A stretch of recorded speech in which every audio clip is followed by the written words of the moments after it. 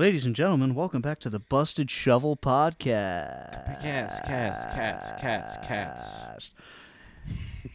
I was saying cats. Cats? Cats. Like the play.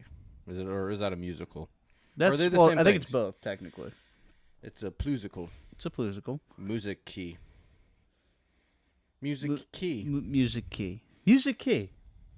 'Cause By Busted, and I'm Shovel. And today, we're getting a little toxic, I think. I think things are going to get a little heinous. Well, yeah, because your list is wrong and my list is right. And my list is right, and your list is wrong. Don't fucking look at me like that. Anyway. Jives. You You don't get to make lists yet. We're doing our top 10 video games of all time. Now, you might ask, wow, that's a huge category and thing to talk about because there's such a saturation in that medium. What parameters could you possibly have? And the answer is none. You just fucking do it by your gut. You gotta listen to yourself. That's the meta. Listen to your heart. Because Wow, that was scratchy. no, you We'll nailed work it. on it. No, you nailed it. We'll edit it in post.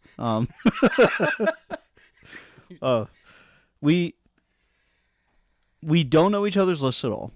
Not at all. And we did the top 10, obviously, and we have 5 honorable mentions. Just 5. And at least my process for this was I just started writing down my favorite games from childhood to modern day.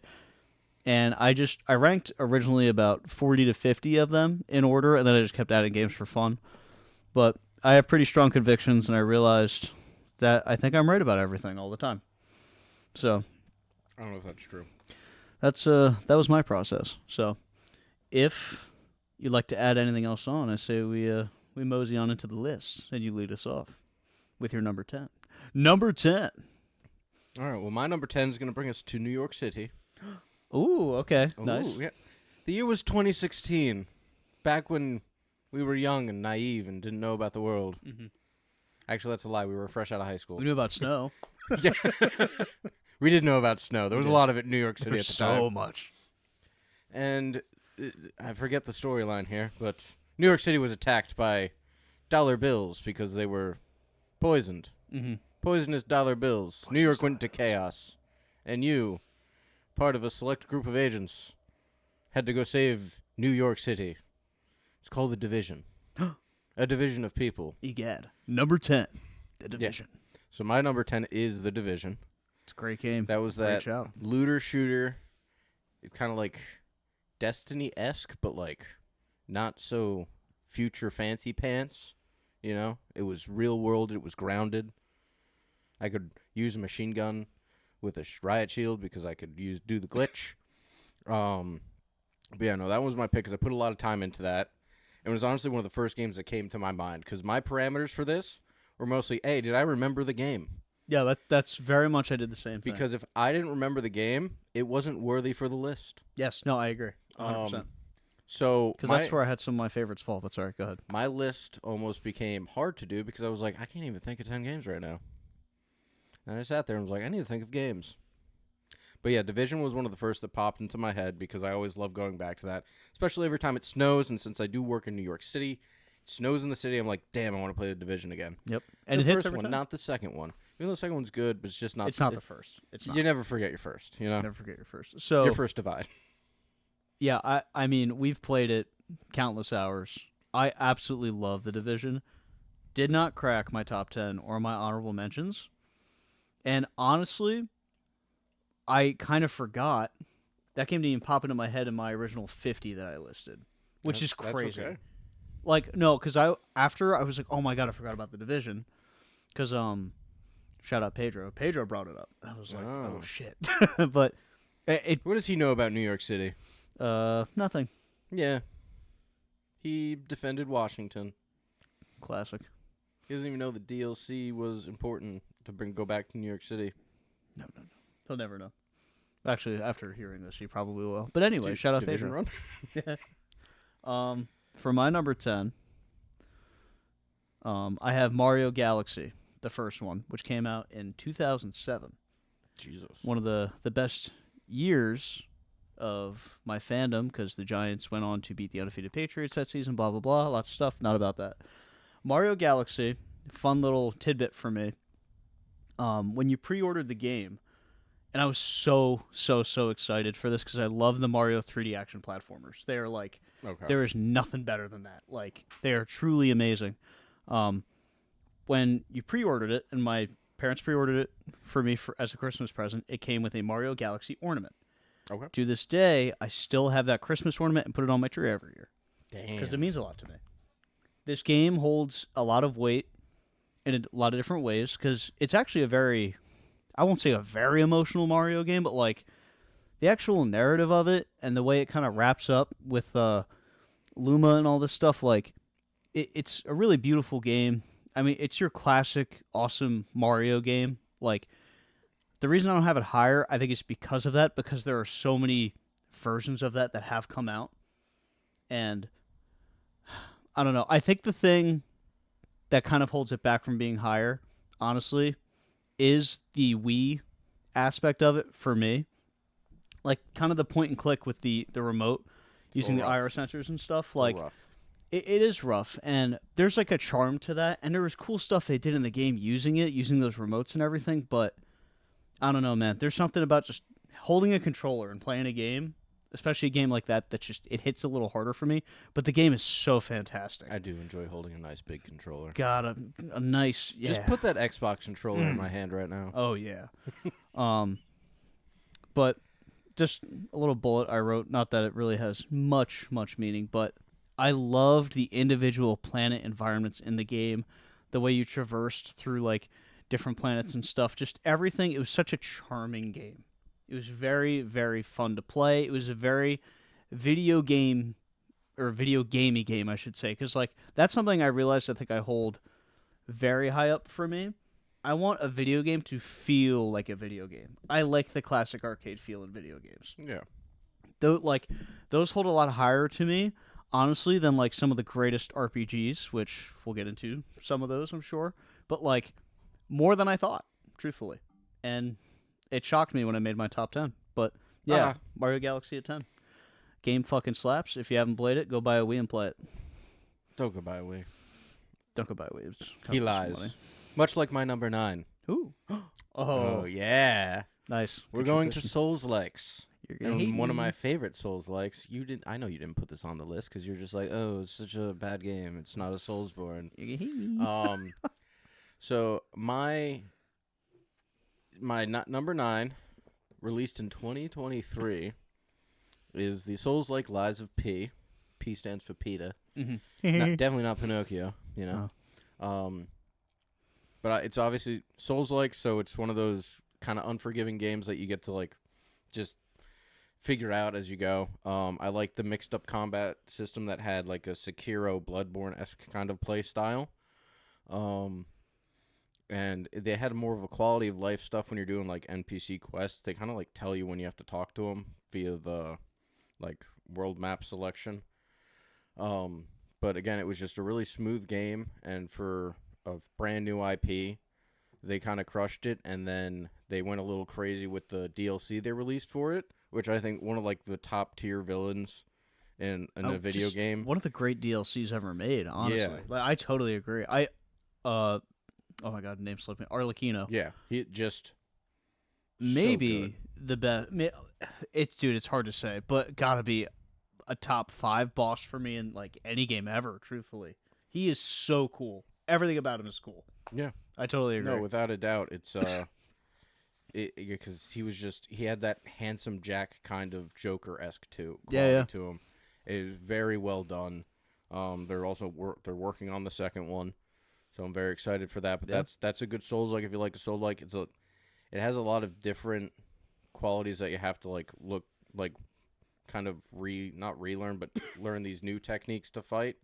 Because it doesn't really focus on dodging as much as it does blocking, or at least you're rewarded more for blocking versus dodging. But it's a nice punishing game, you know? We like to be punished here. We do. We're bad. Sadistic gaming, my favorite. No, man, Lies of P's an absolute banger. You put me onto that, and I absolutely loved it. I think narratively it was good. Everything was great. It's such a smooth game. I want you to guess where it was obviously top 40. What number? Just one shot. When I was writing through all these games, where do you think I put it? If you, It's yeah, because it's not on my top 10. this has got to be like Even though I love it, I very dearly love this game, in your especially the list, DLC. 36. That genuinely so close, which is crazy. I know it's 38. Damn, I was really that close. Yeah, you were. And Price is Right rules, I'm basically correct. Yeah, you are. Well, doctor. Sir?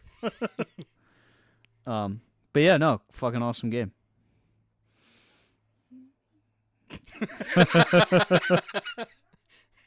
Yeah, language. Yeah. Jesus, it's a PG podcast. Fuck. Yeah, but okay. So, love Lies of P. It's a great pick.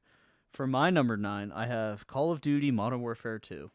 Get me the monster. Let me punch a Like hole in the OG, drywall. like the 2009. no Russian. Yes. Okay, This is great pick. the only Call of Duty on my list. The only other Call of Duty that came close, I put COD 4 in like the mid-20s, which was the first one I played, and I loved COD 4.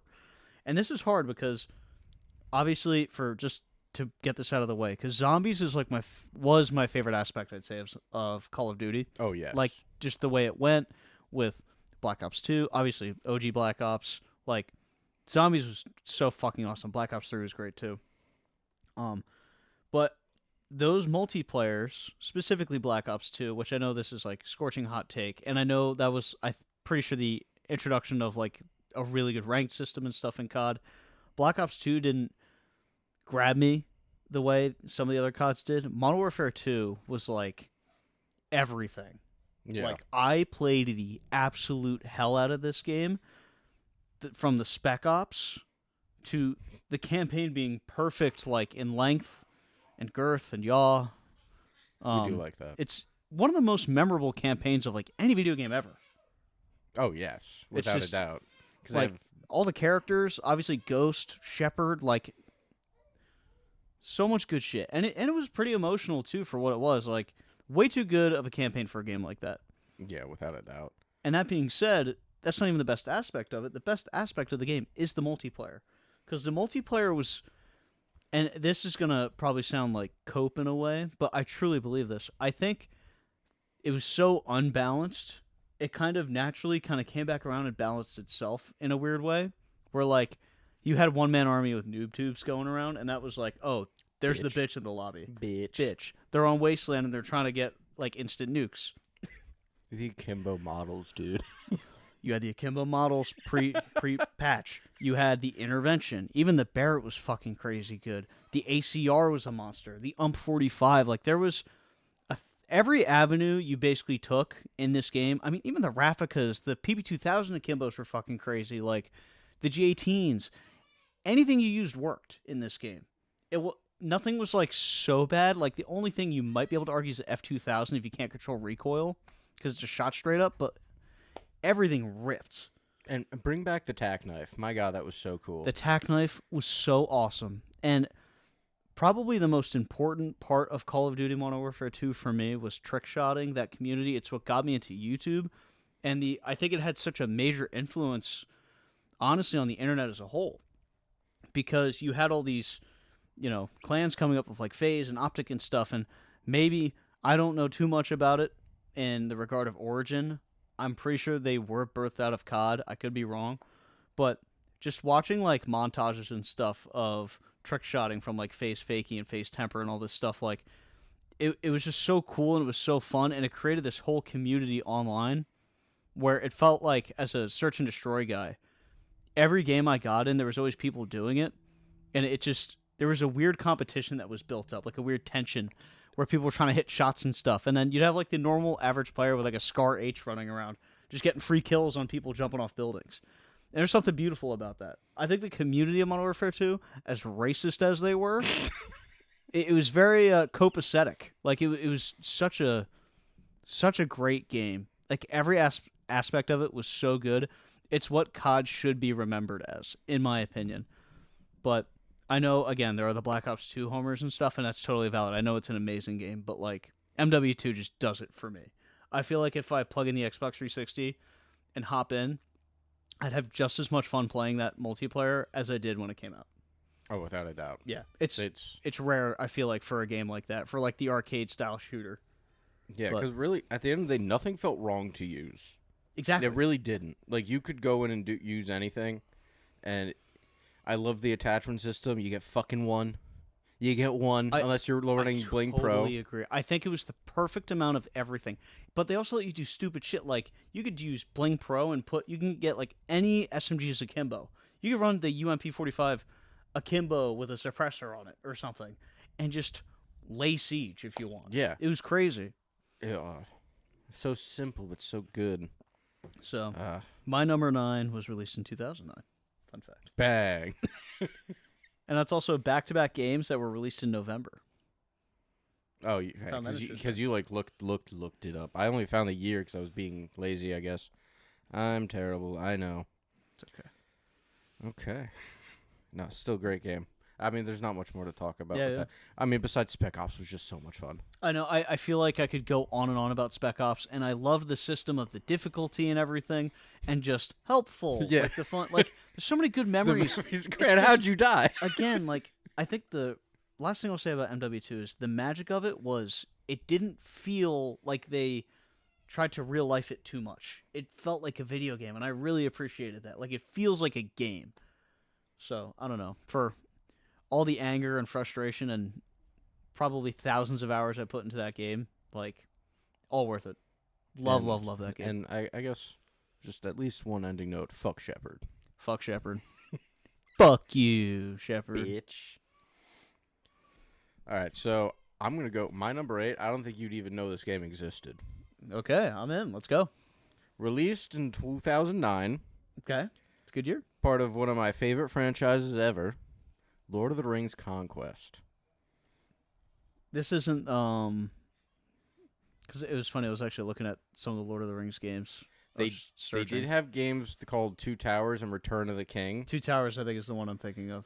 Because Where I that remember you there was just one play- for you played like PS2. Yes. Yeah. Because you just played the campaign of, like, you essentially lived Lord of the Rings by playing all the characters. Yes. Yeah. Lord of the Rings Conquest is like the Battlefront of Lord of the Rings. It was a Ooh. multiplayer online where you had like a swordsman, an assassin, an archer, and a mage. And then you could interact, you could ride horses. You could, if you're playing on like the orc side, you could turn into a troll. You could you ride wargs on their side. You could turn into an ent if you're on the good guy side.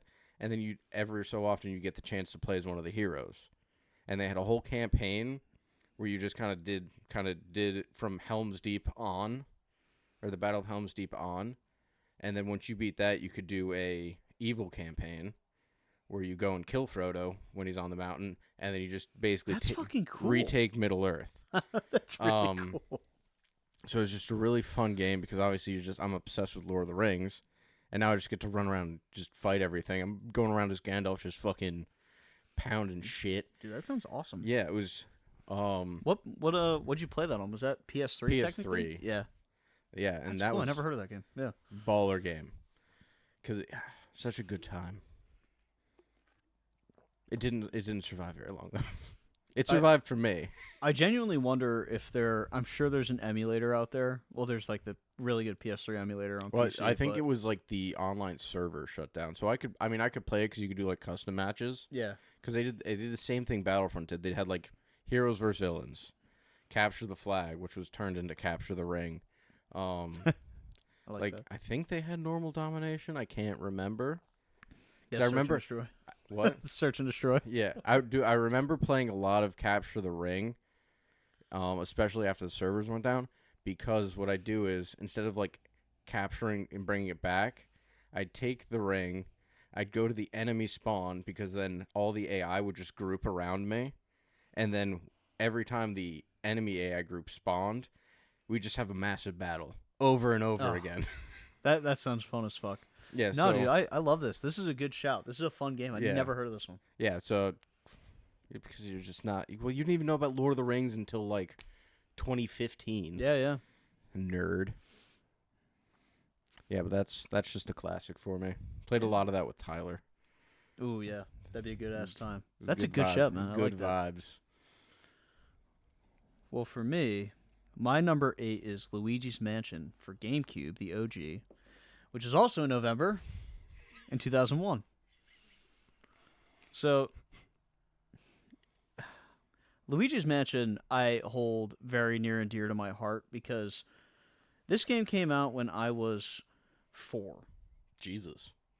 And I remember we got it because very early on in my life, my dad's not like a crazy big gamer, but he likes to game. And he bought a GameCube, and we would take turns playing video games all the time, like these story games and stuff too. Like he would die, he'd hand me the controller, and he'd let me be an idiot 4-year old and then die and whatever. Hell yeah. I revisited Luigi's Mansion when I was like 7 or 8 years old. And that was the first game that was like an actual full length game. Another like I don't even know what to call it. I guess action adventure kind of style game that I beat by myself. I actually beat it, and I was like, that was a very triumphant thing for me because these games are crazy. Like, just thinking about like the other Mario games and stuff. Like, when you're a kid, they're beatable. They don't make them unbeatable, but you have to sink so much fucking time because you're a dumb kid. Yeah. Like, so dumb. You don't know. You don't understand like the reason why you're doing anything, which way you're going. You're just like, ooh, fun, pretty colors, Yeah. and Mario, yes. And I'm like, why is Mario behind a painting? No. We gotta help him. And this fucker King Boo's holding him back. I don't know what's going on. But the general, or the reason I should say I actually have this above Galaxy, which is, by the way, and I could be totally wrong. I think for a lot of people that's a scorching hot take in like the Mario universe and stuff. I don't know why. Ever since I was a kid too, I loved the premise of Luigi's Mansion. Just you have all these goofy looking ghosts flying around and stuff, and the way you get rid of them is you just take a flashlight and you catch them, and they go, and their heart flashes, and you have to basically suck them dry with I think it's called the poltergeist, which is the vacuum, Ghostbusters. literally. And you suck them in. It's Ghostbusters, but with Luigi.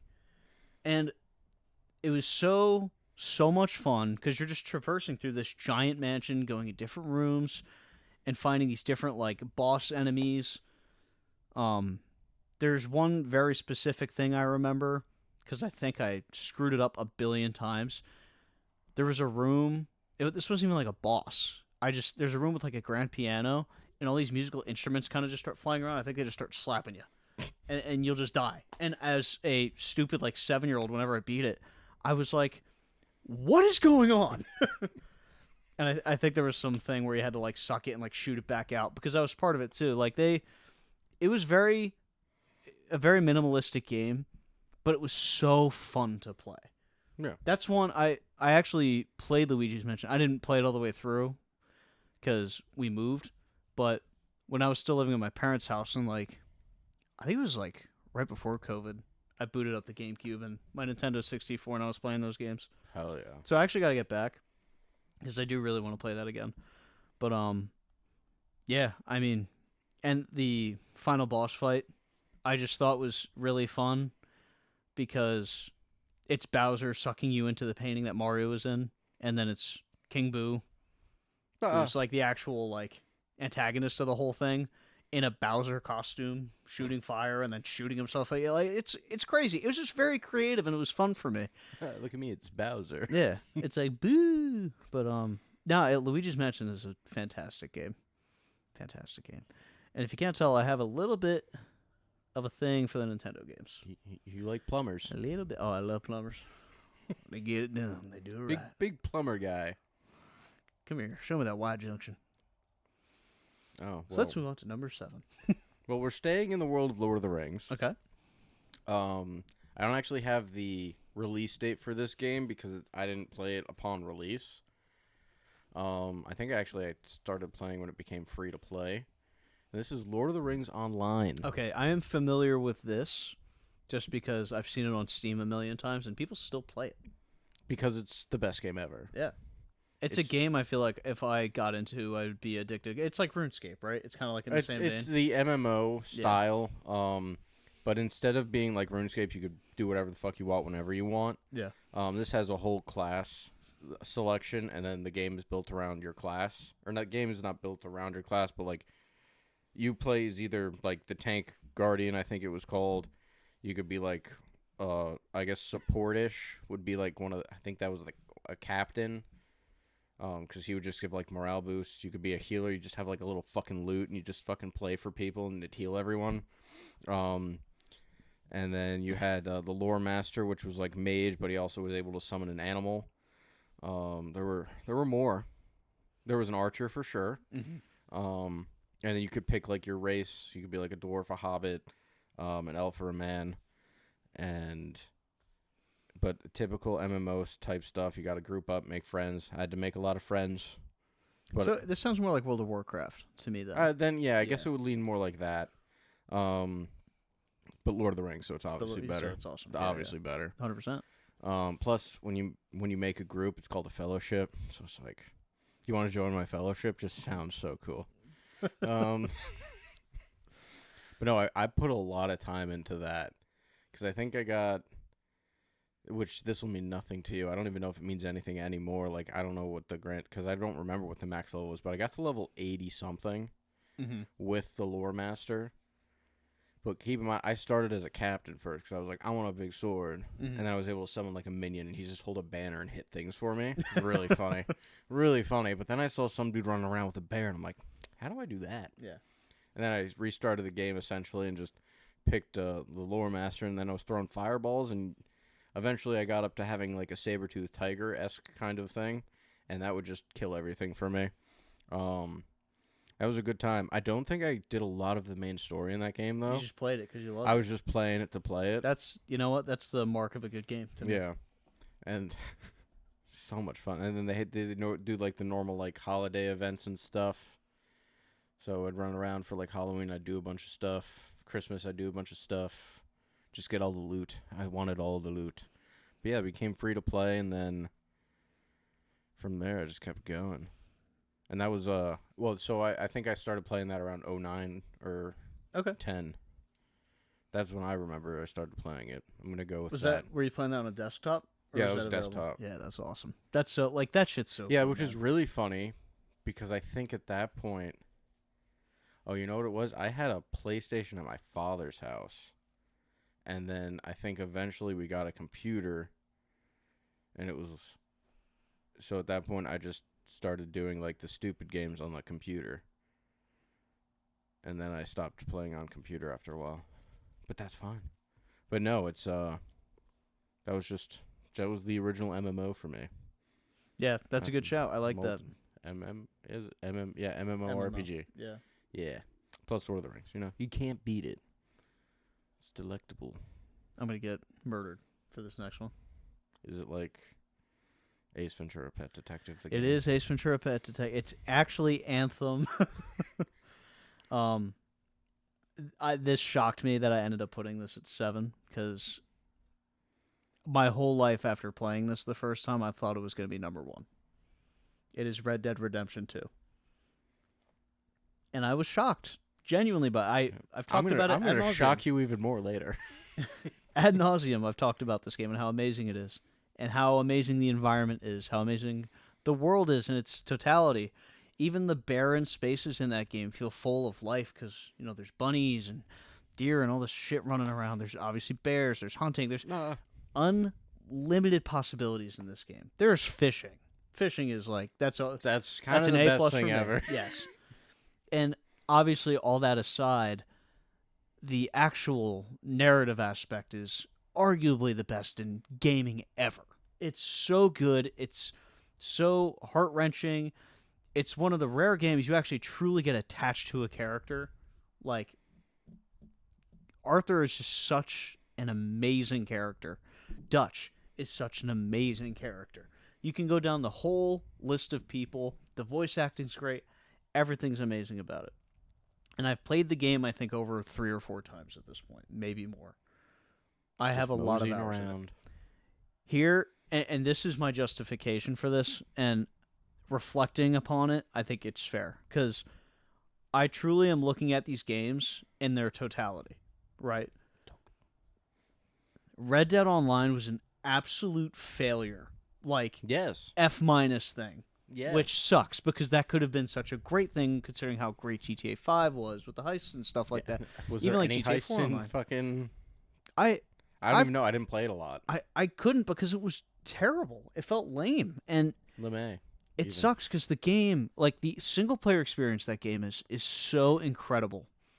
And I don't want to dock it points, but if I'm making a top 10 of my personal favorite video games ever, I feel like it's not genuine if I don't factor that in, because I don't think that's a separate thing. That's fair. I feel like that'd be like, because this obviously is not in my top 10, but that'd be like if I said, oh, Modern Warfare 2019 and Warzone were the same game. They're not. No. Warzone is its own game, right? Like, I think those are different. Red Dead Online was like, this was a huge part, or supposed to be, of Red Dead Redemption 2, to my understanding. So, but again, everything about this game is like pretty perfect. If you want to like try to pull any bullshit, you could say it feels too slow and clunky. That's the charm, I think, of the game. And it's like, the game is so cinematic. Like, I think it's fine. I really God do. forbid people enjoy a nice, steady, slow story. Yeah.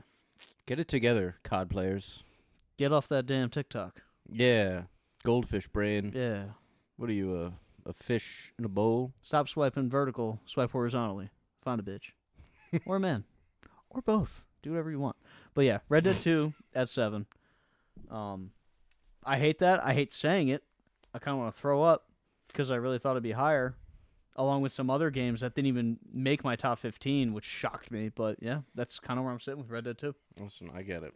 You're going to hate me later, but it's fine. Yeah. And you know what? I will totally understand. I'll take my lashings like a good boy. Because we like punishment Because here. we like punishment. What number are we on? Oh, we're on 6. 6. We're on 6 already? Yeah. We're moving. We're doing a good job. All right. So I'm going to say, like, see, technically if I say this, it's the wrong game, but it's in the genre. If I go, so you want to hear a story? Oh, God. Here we go. Yeah, so it's not the first one, though. But obviously the line is just so classic. Yes. But it's going to be Borderlands Dose. Mm-hmm. Because they have one of the best, if not the best, antagonists of any video game ever. Yep. They just need to let him die. Please let Handsome Jack die. We can't keep murdering him. He's already dead. Also has one of my favorite playable characters with Krieg. Yep. Because I just love hitting things with a buzz axe. And then sometimes myself. Because we like punishment here. We like punishment. But obviously just kind of the quirky, goofy story. Nothing was ever serious until Roland died, R.I.P. But besides that, Claptrap, most annoying, lovable NPC ever. Yep. Just because, it's Claptrap. You got to hate him. If you don't, you're not a Borderlands fan. Mm-hmm. But you do show up to his birthday. You do show up to his You birthday. do show up to his birthday. Because that's what friends do. Mm-hmm. They make fun of them, but they show up. Always. So have some pizza with him, god damn it. Do the side quest. That's your boy. He got you to the stairs, and then he couldn't get up them. Stairs? Yeah. But you didn't carry him up. That's on you. That's on you. Yeah, but I mean, you could go on and on. All the characters are fun. Like when they introduce Sir Hammerlock, you're just like, this guy knows. He's a gentleman and a scholar. DLCs were incredible. Very good DLCs. I mean, that's a game I don't even know how many times I'm coming back to play, and I've played it so much I still don't even get tired of the Krieg play. I'm just like, give me Silence the Voices, and then I go full psycho. It's always a good time. I think it's about time we do that again, actually. Another round. So, you know how much I love Borderlands 2, but I do have some pretty terrible news. Would you like to guess again where Borderlands 2 has ended up on my list? Ooh. Because it's not in the top 10. Feeling so hot here. It's going to be... Frankie, talk to me. Really? See, I think you would have thought about it later. But you were with him when he made the list, Frank. Frank's saying 26. Almost on the nose. 25. Damn. Price is Right rules. We lost this time. Yeah. Listen, the game is so good, and I think the thing Borderlands 2 really has going for it too is I think the writing of it is obviously we're much more removed from that style of writing, and I think, and even in Borderlands 3 and obviously Borderlands 4 and Tiny Tina's and all that stuff, they felt so cringy. You don't feel cringy playing Borderlands 2 though. No. Like there's just, a, there's something about it. I think Borderlands 2 has the charm the other games can lack, even though they're still fun. Borderlands 2 is like looter shooter heaven. Like it is. It's just, it gives you everything you want, just the right amount of challenge, right amount of farming. The invincibles are fun. Like it's a great, great game you can always go back to. Wait, I think because obviously I would say I'd put Borderlands 1 above the other ones. Yeah, I would too. So it'd be like 2, then 1, and then the rest in some order. Just because 1 didn't have a lot to work with, they didn't know where they were going with it. I mean, but they aced that. I love playing that game. That's a game I go back and play. And then, but I'm not as enticed with like 3 or Borderlands 4, which I almost forgot existed because I stopped playing that like a couple months after beating it. But there was a point here. And the point is, it's a great game. It is a great game. I think the only thing I wanted to add on to it, and this is the only detractor for me, and it's why, because I did give it a lot of thought. Originally, it was one of the first games I wrote out, because I was like, I love Borderlands 2, and I know I do. I think when I really sit down and think about that game, I think I don't experience the highs in that game that I do with some of these other ones. Because I think the game is so good at constantly being fun that you could just turn it on and enjoy it no matter where you are in the game. But there wasn't like a moment where I felt like I wanted to like outwardly like say yes because I did something, It was just always playing and always having fun, which I think is great. Oh, my steak's too juicy and my lobster's too buttery. And that matters to me. I want cholesterol, baby. Give it to me. But I'm having too much fun with this game. It's terrible. Yeah, but I don't think it hits the high points that I want it to, and that's fine because that's not what that game was trying to do. That game was trying to be not a time sucker, but something you could boot up with your boys and just play for a while. And there is a high appreciation for games like that, which again we'll get into. But did you want to add anything else? No, because honest to God, I think I forgot my point. So when you're talking, I'm just going to interrupt you. That's fine. If I remember it, I'll be like, shut your mouth. So, at number 6, I have Mortal Kombat 9.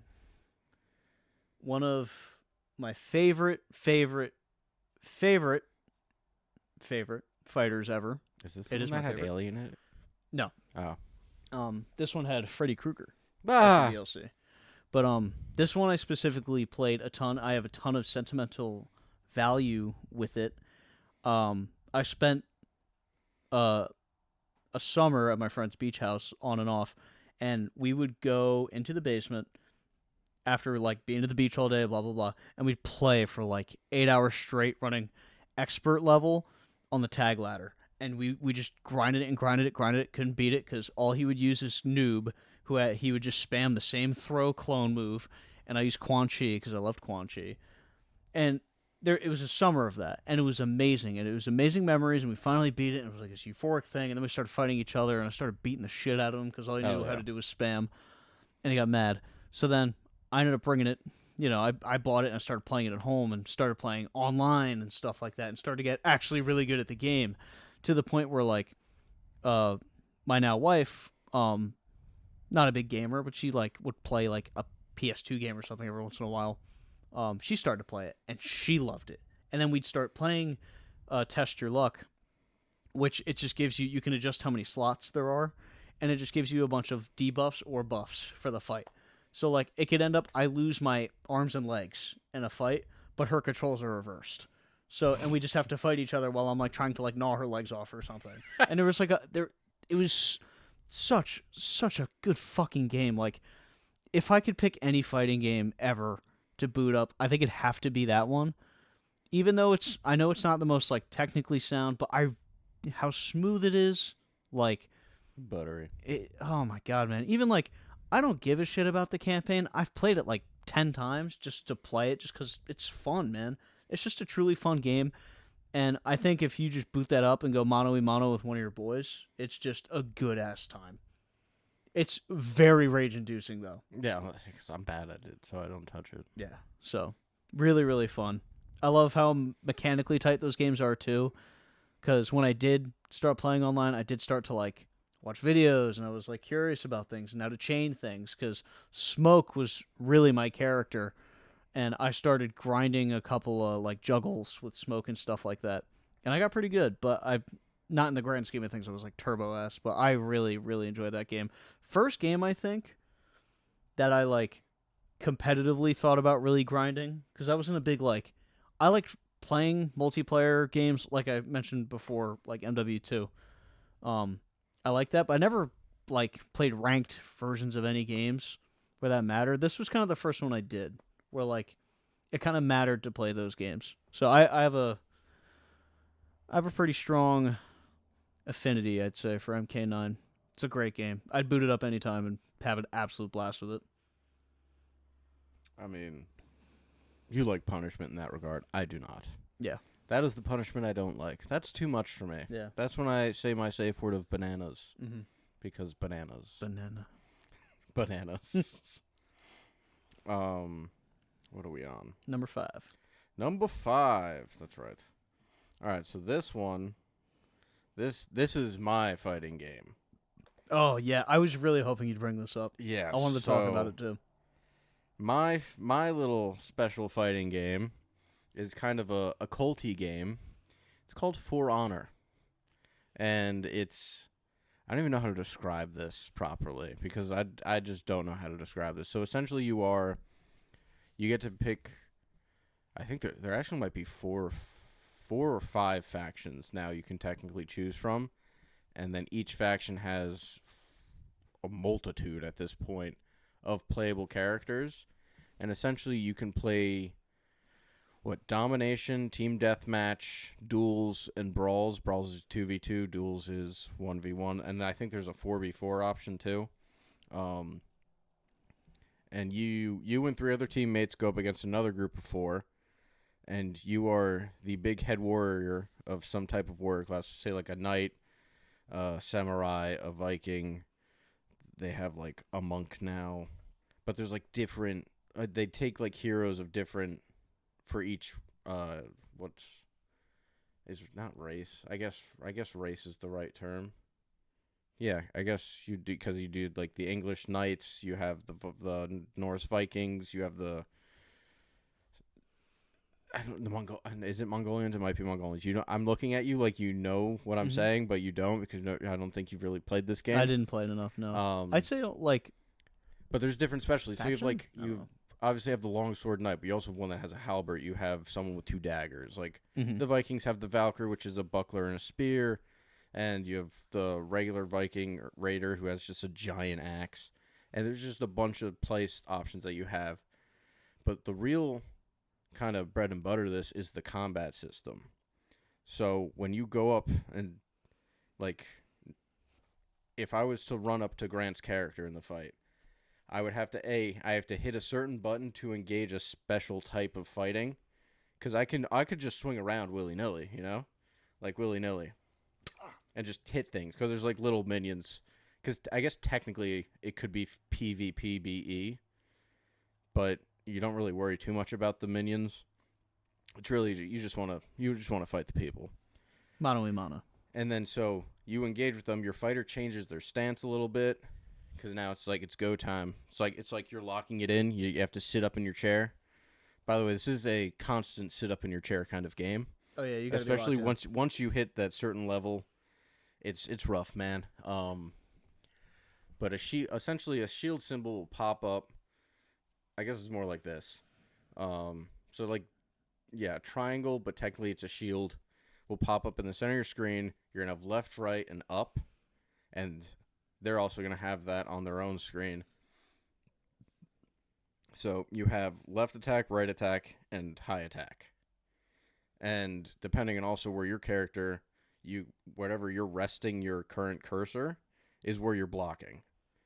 So people are attacking you in whatever direction they want, and you have to react to that.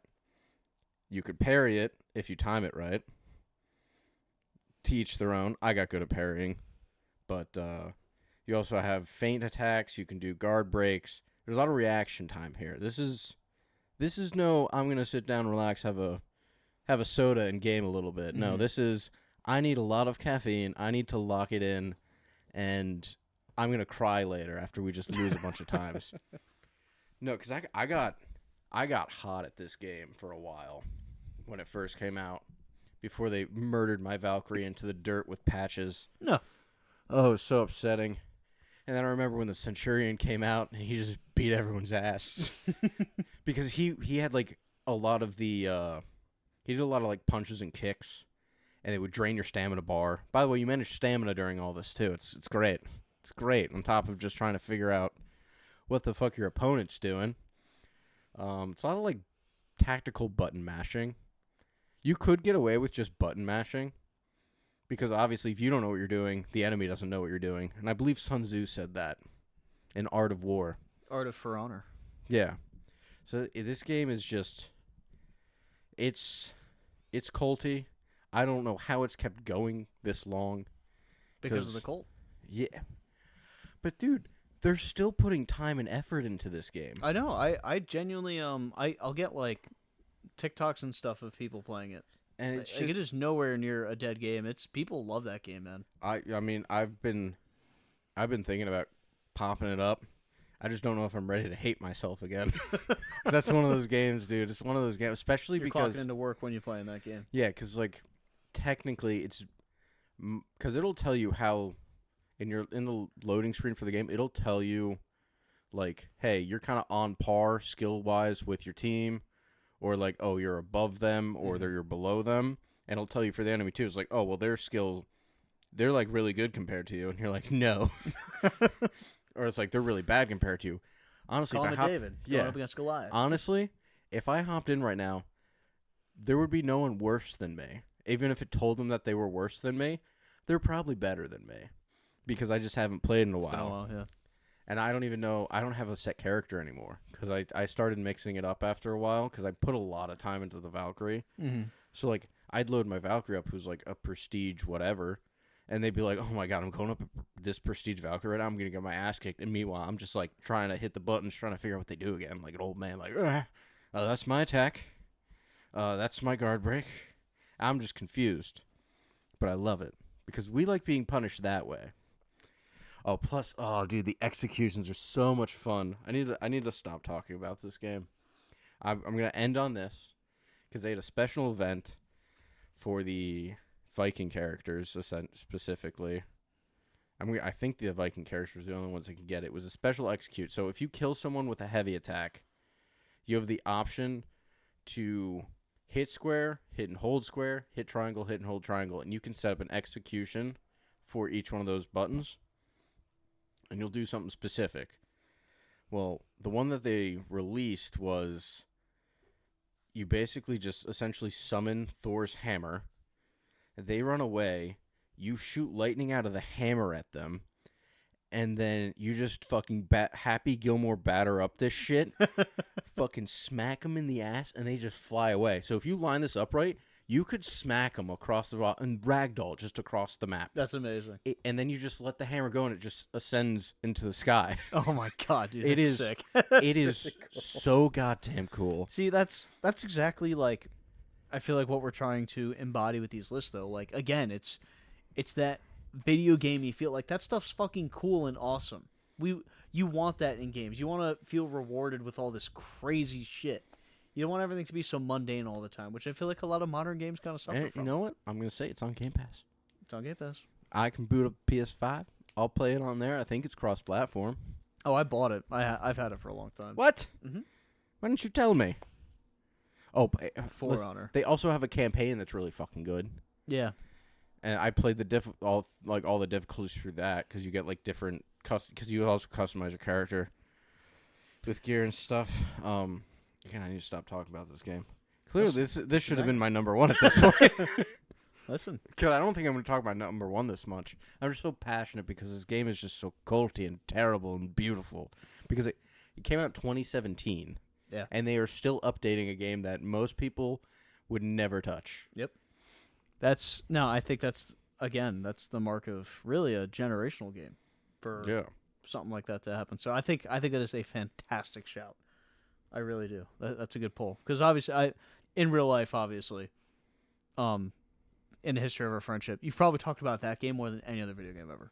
Except for one series, which I'm sure we'll talk about at some point. But anyway, I'm going to hop on to my number 5, which I will not be going on that big of a tangent. What? Because I don't think there's too much to even say about this game, but it's arguably the greatest or second greatest series of video games ever. I personally picked Pokemon Emerald, and I was hard stuck because it was between this and I had the OG Pokemon Gold on Game Boy Color, and that was technically OG Fire Red on Game Boy Color was my first one. Gold I played second, and I loved Gold.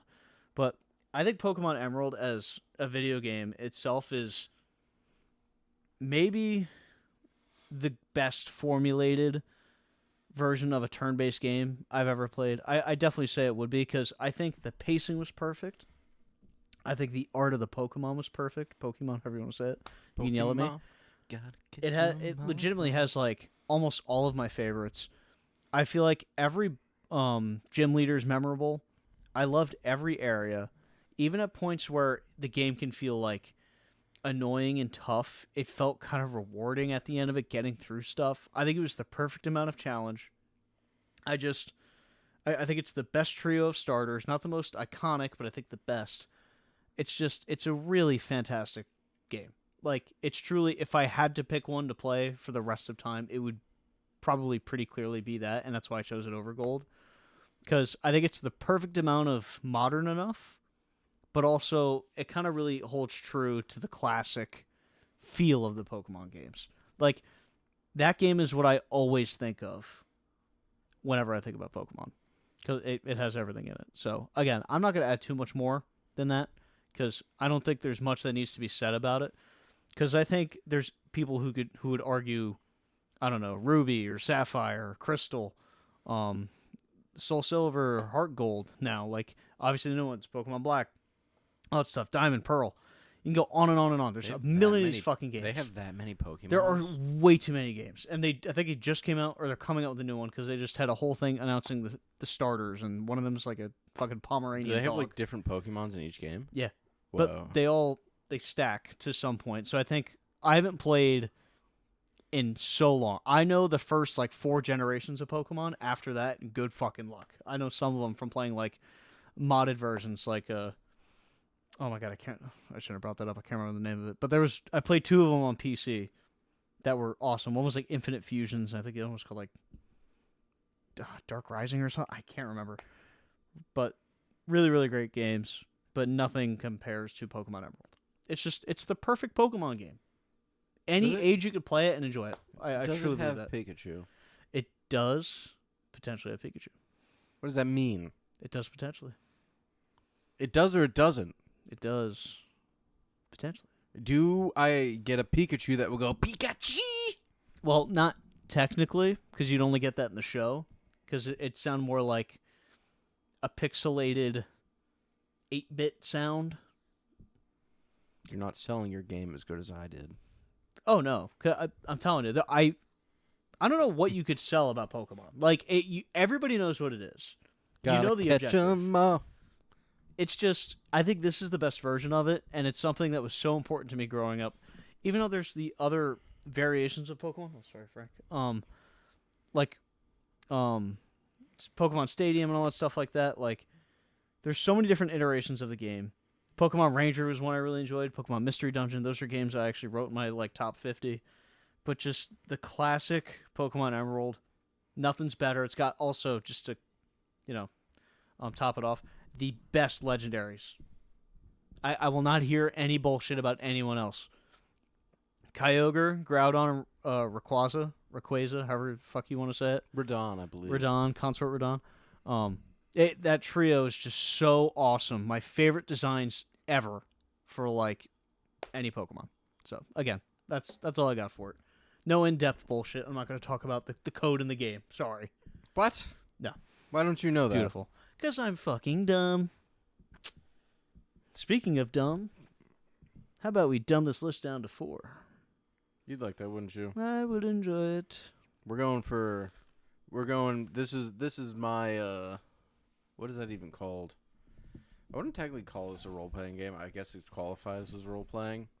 It's more of the story of war from a god. Mm-hmm. But like now there's 2 of them because he has a son. Whoa. But his son grew up a little bit. Oh. So it's not God of War 2018. It's God of War Fair thing. Ragnarok. That came out in, let me double check. I just looked at this one. I forgot. 2022. That has to... Ragnarok, I think, has probably the best introduction to a video game ever. They went fucking all out for the whole, like, set piece of the game. That whole beginning is just absolutely incredible. I think the whole game is incredible. It is. It's very good. I think, the story was fantastic. Obviously they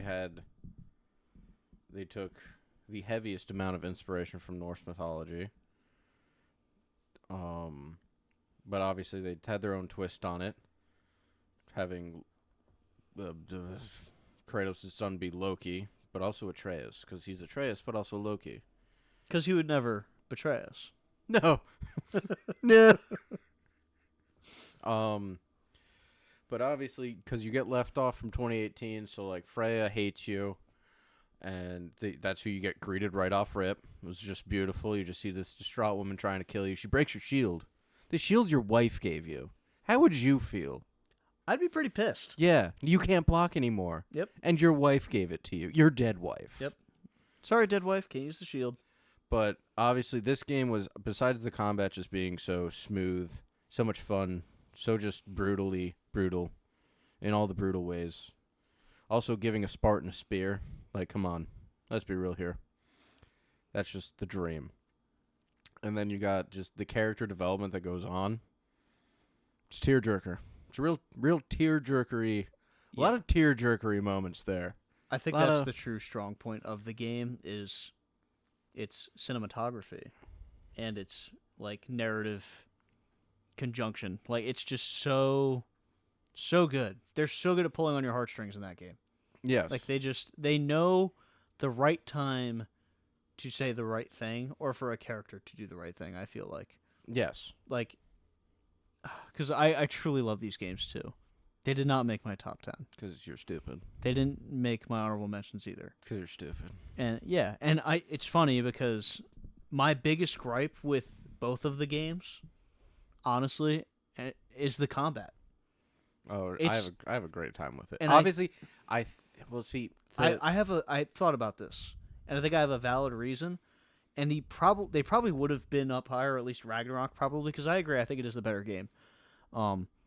I think it is my fault because I maxed the difficulty out, and the game wasn't seem hard. like that type of game though.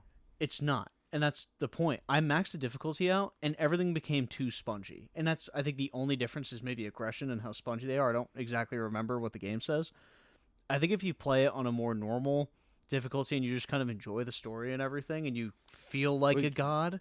That also too. I think that's where that game I think really ascends. And I'm saying it's a fault of my own that I didn't do that. But even playing through again, it's not like I died a billion fucking times on the hardest difficulty, but like it's so beautiful. Such a beautiful game. Oh my god. Some of the shots. Yeah, but no, I didn't play it on the hardest difficulty purely because that's a game I play for story, and a story game I'm not fucking with. I don't want to get mad at a game because I'm getting cucked by a fucking Draugr in the beginning of the game because I just... That's where I'm sadistic. Yeah. I do that in every game. See, to me, there's no reason. I'm not playing that game to be challenged. Yeah. I have other games for that. This is the one where I get to relax. If I don't have a game I can relax on, what's the point, you know? What's the point? No, I totally agree. I think that's totally valid. It interrupts a lot of the flow. Oh my god, yeah, it does. because you start forgetting things because you literally haven't seen a cutscene in hours because you're still trying to fight the two enemies you've been fighting. You haven't even fought a boss yet. You're just like, how am I supposed to fight a boss if I can't fight these two little guys? Yep. So I like the combat because it felt really good because I could kill things. Yeah, because you didn't have to use like 6 power-ups to kill one Draugr. Yeah. So it's just, so obviously games are quite literally what you make of them. Yeah. But the voice actors did a phenomenal job. So good. I think my favorite voice character ever is Odin in Ragnarok. It fits so Odin well. might be the one gripe I have with that because Odin's always been more grandiose in my mind. I agree, but I think that's why I liked it. Because I always assumed Odin would be like Zeus in the Hercules movie.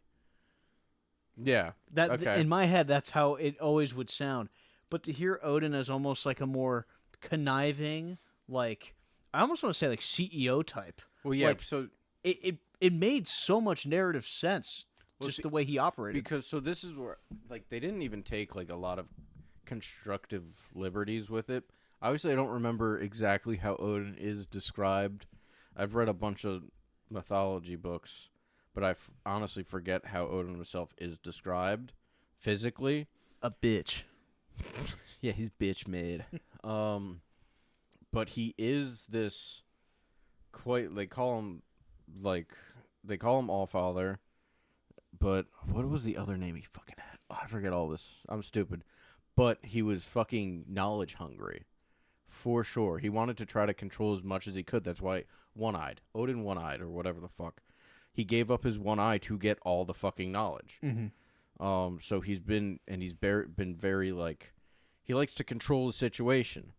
And he dabbled a lot into magic because he wanted to have foresight so he could see the future so he could react to seeing the future, which is funny because like sometimes seeing the future kind of just sets the future up to happen anyways. Like I won't get too I'm going to try not to get too into this, but one of the stories is with Fenrir, one of Loki's children, who he has with Agrabota, which they brought into Ragnarok. Mm-hmm. So Loki has this child Fenrir. He has 2 other kids that you know about, but I'm not going to talk about them. But he brings Fenrir to Asgard, and the gods just raise him. Tyr being one of the big people that actually raised Fenrir. And for a while everything was fine, and then Odin has this like vision of the future where Fenrir kills him in Ragnarok. So Odin's like, no, this can't happen.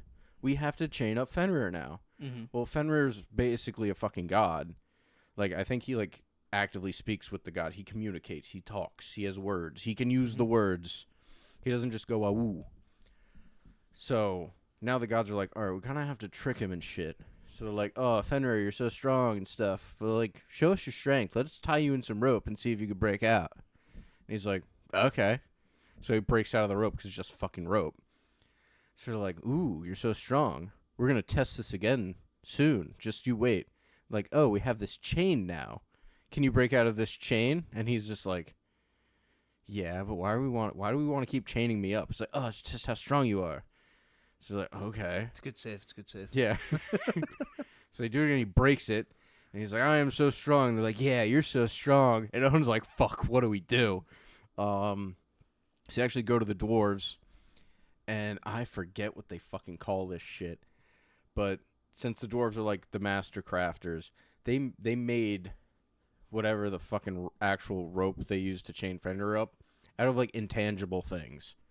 It's like the roots of a mountain, the sound a cat makes when it walks, like random shit that dwarves just have on deck, you know? Mm-hmm. And then what they got in the pantry. I forget what this is called. This is going to bug me. But anyway, so Odin brings this back to Fenrir. He's like, dude, we got this. This is the last try. If you break this, you're the man. And Fenrir at this point is a little sus. He's just like, the fuck we doing, guys? So he's just like, listen, all right, I'll do this, but one of you is putting your arm in my mouth, and if I don't get out, I'm biting your arm off. And they're like, oh, well, their gods are pretty confident this is going to work. So everyone's just like, all right, who's going to lose their arm? And Tyr, being Tyr, because they do portray Tyr very well in the game as well, he's like, well, guess it's me. So he puts his arm in Fenrir's mouth. They chain up Fenrir. Fenrir struggles. He can't get out. He can't get out. And then Chomp goes fucking Tyr's arm. Now, hey, Fenrir's chained up. Great. Like, really cool and stuff. But he's also destined to get out anyway. So, like, what's the point? 2, you also turned Fenrir into an enemy. You did that. Mm-hmm. So, like, knowing the future didn't help you. That's kind of the point of this whole story. Yes. So you saw the vision of the future, and instead of just being like, oh, maybe I should just be like a bro with Fenrir, you're like, no, let's chain that fucker up. You just turned him into your enemy.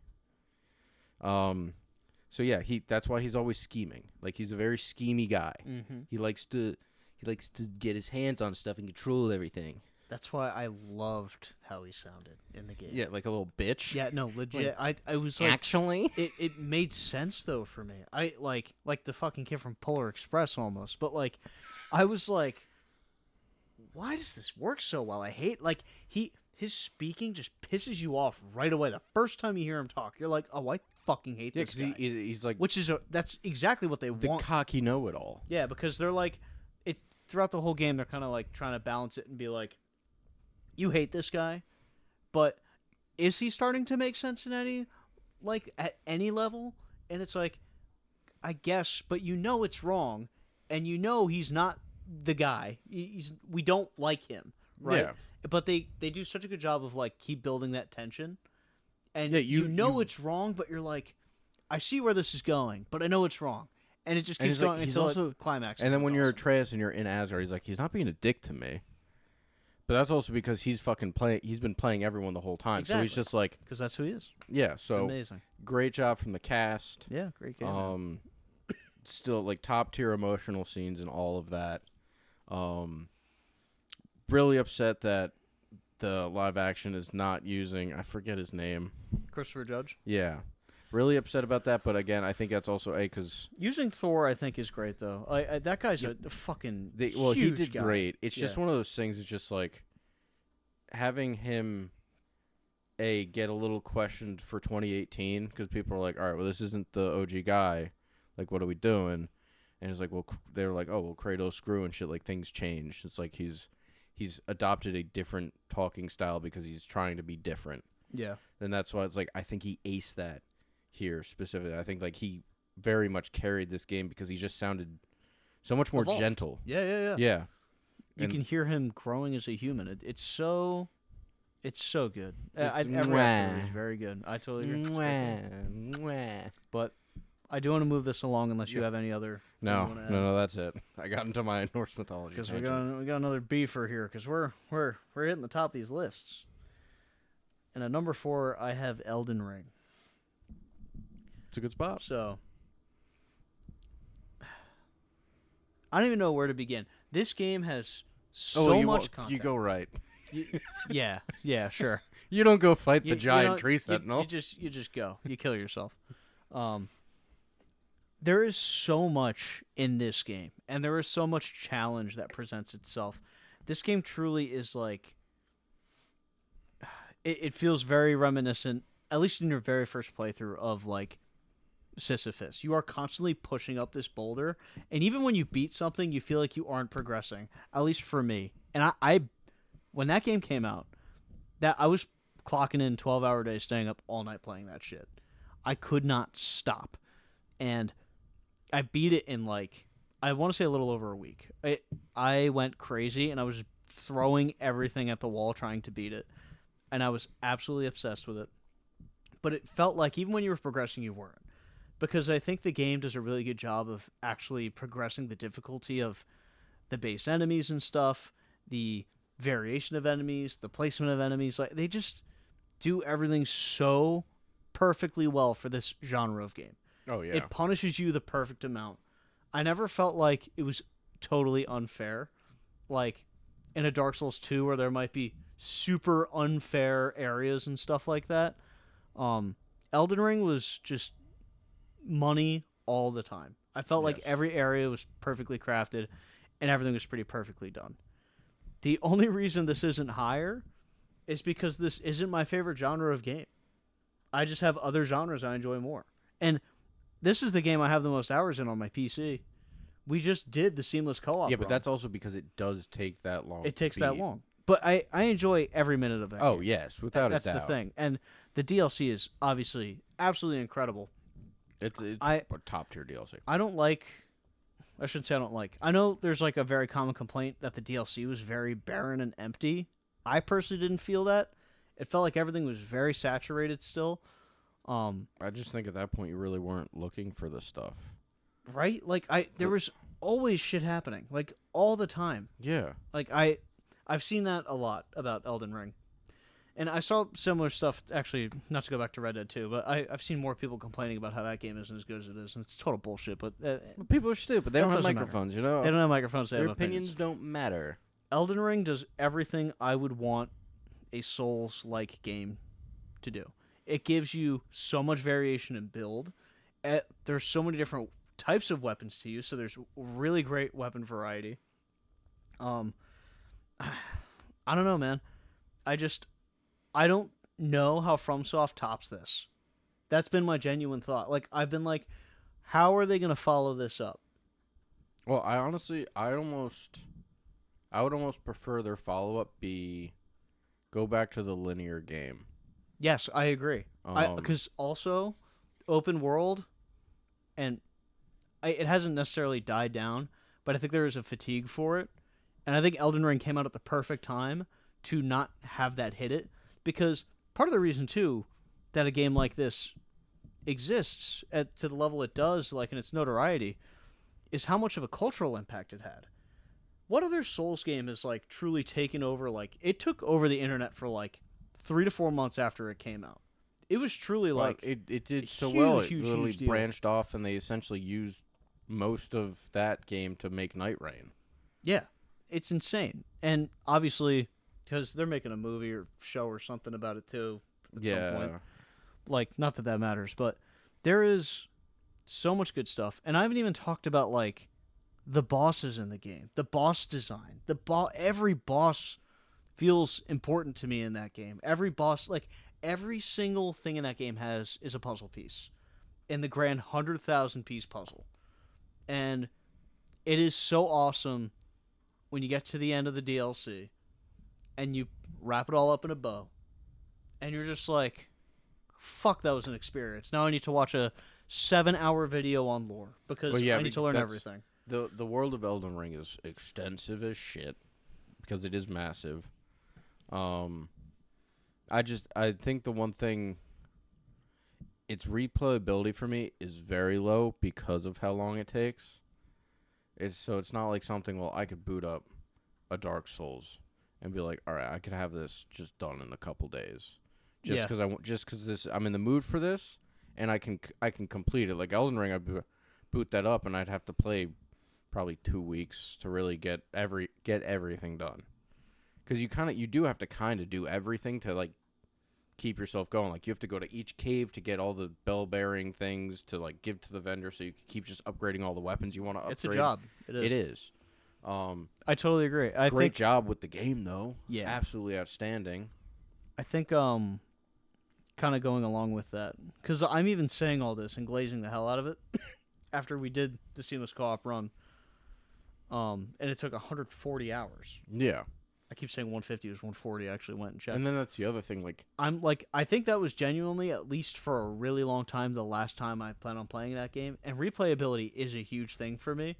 This was like my 4th playthrough of the game, not counting the first few New Game Plus runs I did on my very first character I made. Yeah. But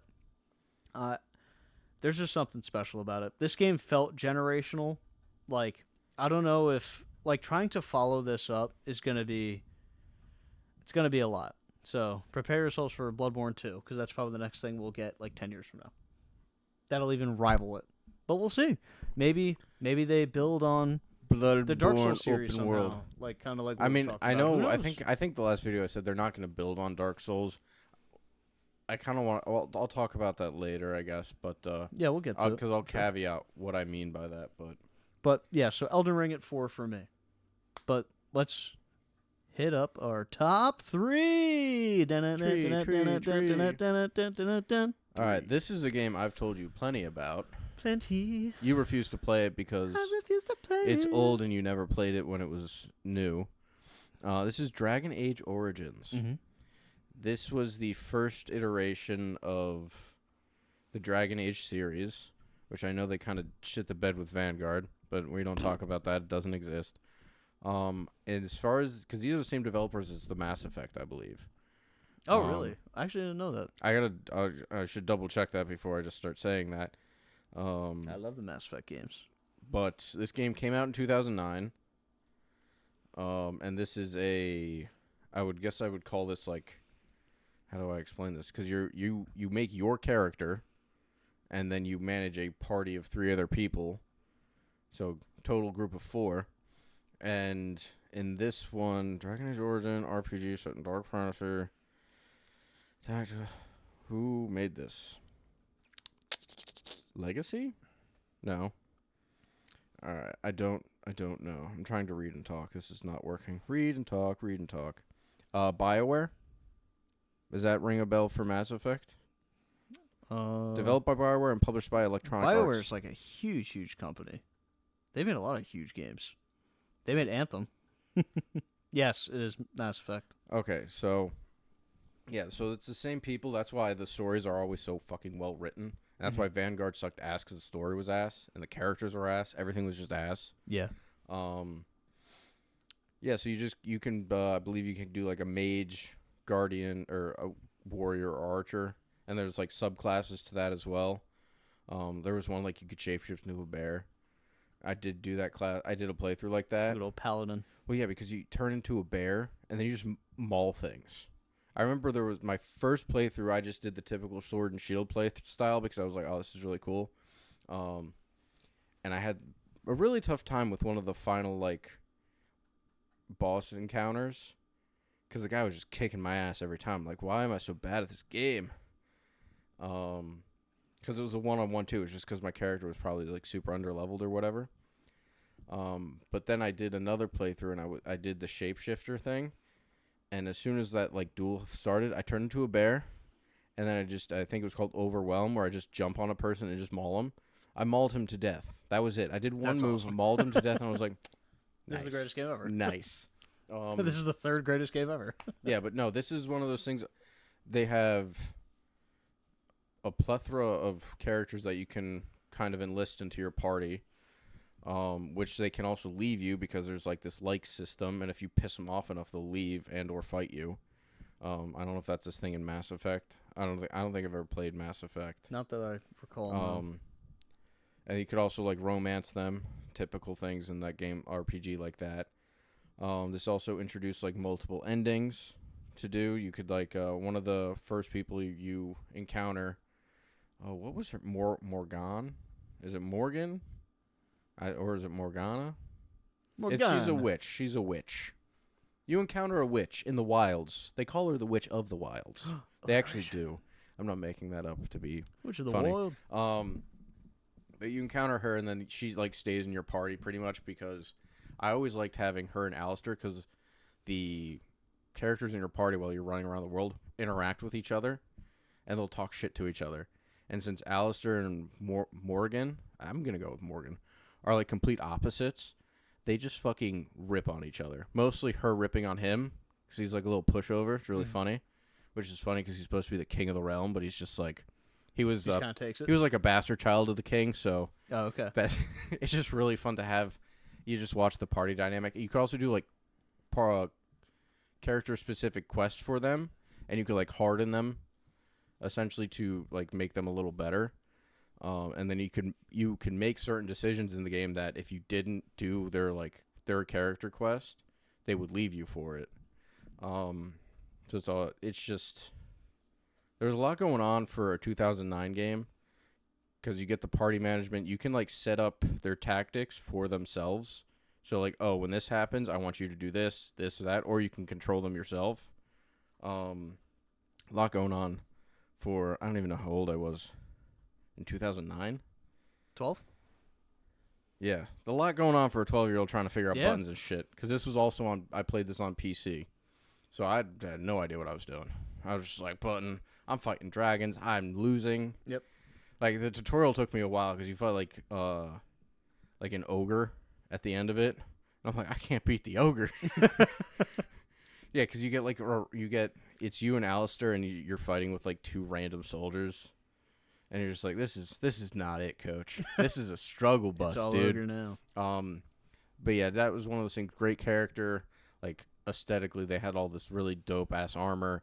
A lot of the quest line when you're trying to rally the realm, like you have a lot of options to choose. So you almost get like a double option every time for everything you do.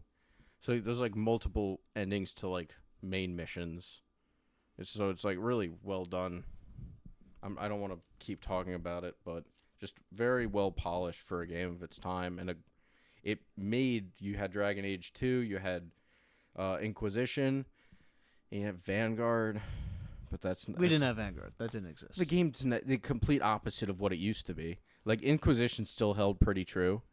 That one I played the most of because I remember you hyping it up, like being excited for it, and I was like, "Oh, I'll fucking try it." I'll play it. I played it a good bit. It was just they were good, and then the Vanguard came out. Yeah, and it turned into whatever it turned into. It's stupid.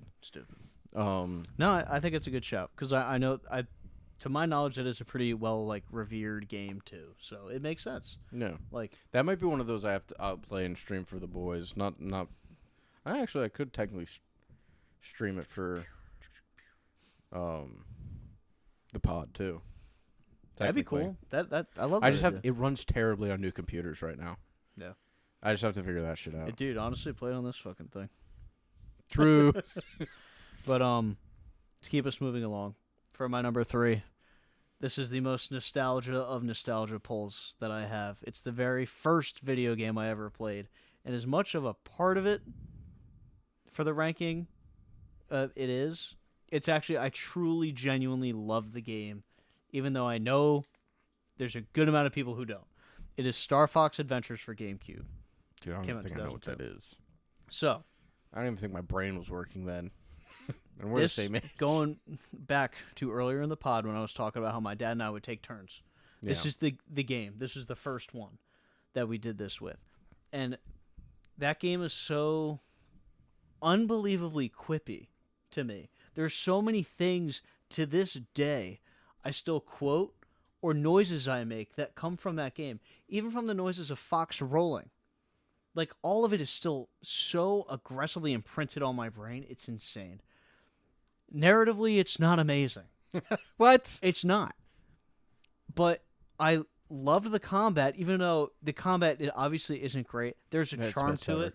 It's amazing. Like, it's honestly, that game was so formative for me in the way that I look at games, I think, and the color palettes I enjoy. And also, I was a big dinosaur kid, especially at that age. You're playing on Dinosaur Planet. The whole game is fucking up dinos, basically. It's awesome. Are you a dinosaur, though? No, you're Fox. Oh, that's right. And you also get to fly in the spaceship, which, dude, I'm actually so upset. I should have wrote this down because I can't remember the name of the ship right now. The Fox Shuttle 9000. The Foxilator. I'm trying to think. Like, I could... This game's weird because it's so memorable and iconic for me. Every environment, every boss enemy, even the vendor in the main, like, hub where you're kind of hanging out at in Dinosaur Planet, like the very first kind of area, like, the music, dude, it's just such a great game. And I think it's basically just supposed to be a ripoff. It's like a Zelda game, but they just put Fox in it and just made that the narrative with, like, these things called Krazoa spirits and this girl Crystal who's trapped in a crystal. No. You have to save her because you're like, wait a minute, you're a babe. But obviously you get like the classic Fox boss Andros at the end, who's just that is like the most arcade fight ever, and it's just so awesome. Yeah, that felt so epic. Like beating that, going back to it. I've played that game not in my true adult life, but last time I played it, I want to say I was like 18 or 19.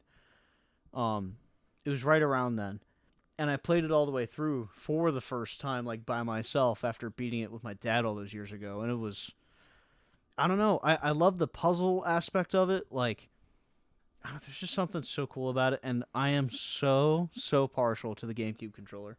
That's all I want to play with. If I could play with one controller the rest of my life, it'd be that one.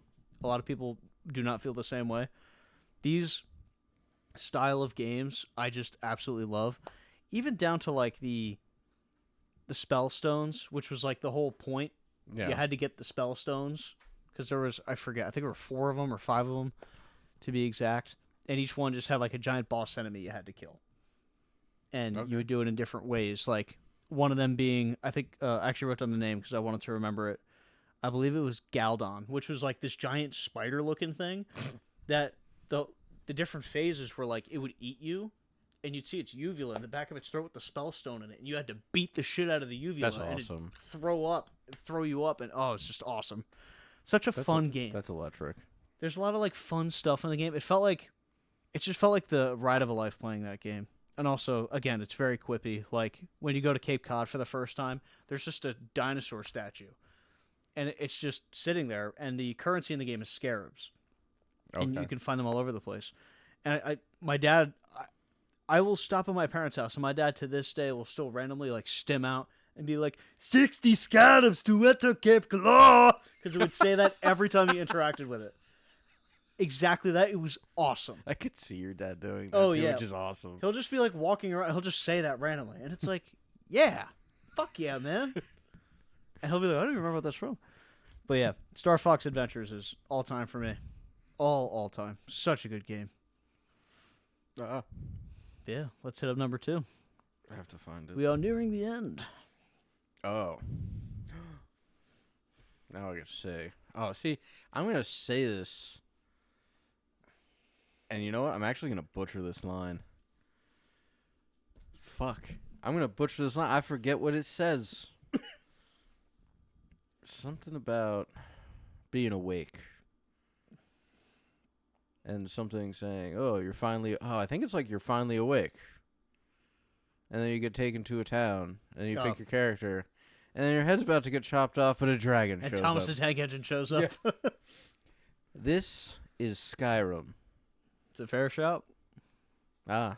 See, I see what you did there. Shout, because you use shouts. You don't even know. Which I do. Is funny. No, dude, I genuinely tried it again. I was talking about this last night with the guys. I genuinely tried it again. I put about 10 hours into it. And I couldn't do it. You're just not a dragonborn. It's fine. I'm not. It's not about it. You're not. Pathetic. Yes, you are. And I'm sadistic. Yes. And guys, we didn't buy a zoo. What? You're not supposed to tell him that. I was going to start a GoFundMe for the zoo. Sorry, things got a little too real for me. I got scared. Anyway. So yes, this 2011 was when this came out. This masterpiece. So is that like the 4th remake, or is that like the 17th? Or it's so good, people keep rebuying the game. They do. That's how good it is. Which is funny because modders have just been modding the original one and making it good. Yep. So it's like, why bother? Whatever. People want new because new is always better, even especially when it's the same thing. So yeah, this was just a world of adventure. Also, because my first time playing it, I played on the PS3, I believe. Yeah, and that is honestly more of a annoying time because you have fucking load screen after load screen. Yeah. And since fucking consoles were terrible at loading shit, I mean, I got through it. It wasn't a real complaint to me at the time until I played it for my first time on the PC. And then when I could open a door, that would usually take me like a couple minutes to load in. And I just opened the door and it's like, it was so smooth. There. I was just there. I was like, wait a minute. What? So obviously playing Skyrim on PC was just fucking the best decision I've ever made. Plus then you get mods, which improve the game. But I'm going to talk more so on the base game. I mean, besides the absolute fuck ton of options you have for play styles, I always divulge myself into using a sword and shield. Purely because one of the last skills you get is like a shield charge. So you just like pull your shield out and you just go, and you run and you just knock everything over. Which is awesome. Great time. Great time. Highly recommend just killing people with a sword and shield. But then you get the comical thing with when you max out the bow, you get a paralyzing shot. So you'll shoot something and it has a chance to just paralyze. So you're just like, oh, there's a giant over there, and you just like bink it. It paralyzes, so it just goes and it just falls over. It's dude, it's so funny. Yeah. I don't think I was too attached to the story. I didn't follow up because I also didn't play like Oblivion and all that jazz. That's something I should get into because they did the remaster and apparently it's like Amazing. the best thing ever. Yeah. But DLCs were also fantastic because they had what was it? The Dawn Guard DLC. I think I preferred more. That was like essentially vampires versus, well, technically not vampires versus werewolves. It was like the Dawn Guard or something against like a vampire army, not army, but like a coven, vampire coven. Okay. I'm gonna go with that's the right word. So it felt. I don't know if you ever saw like the Underworlds.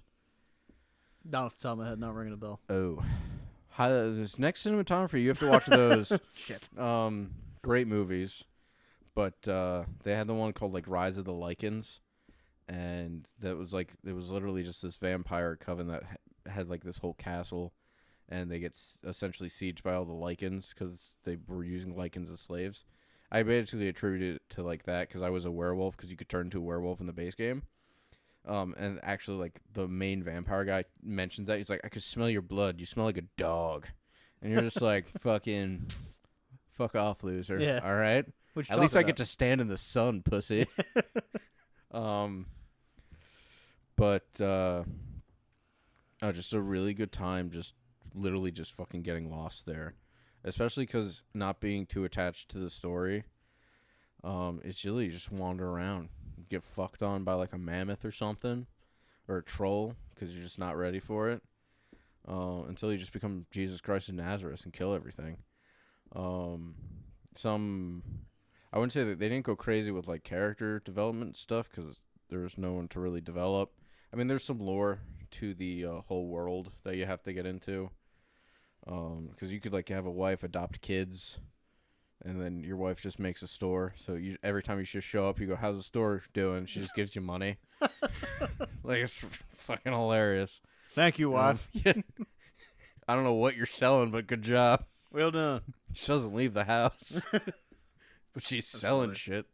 No, Skyrim's like, it's the ultimate. It's just It's one the of those ultimate games. male fantasy.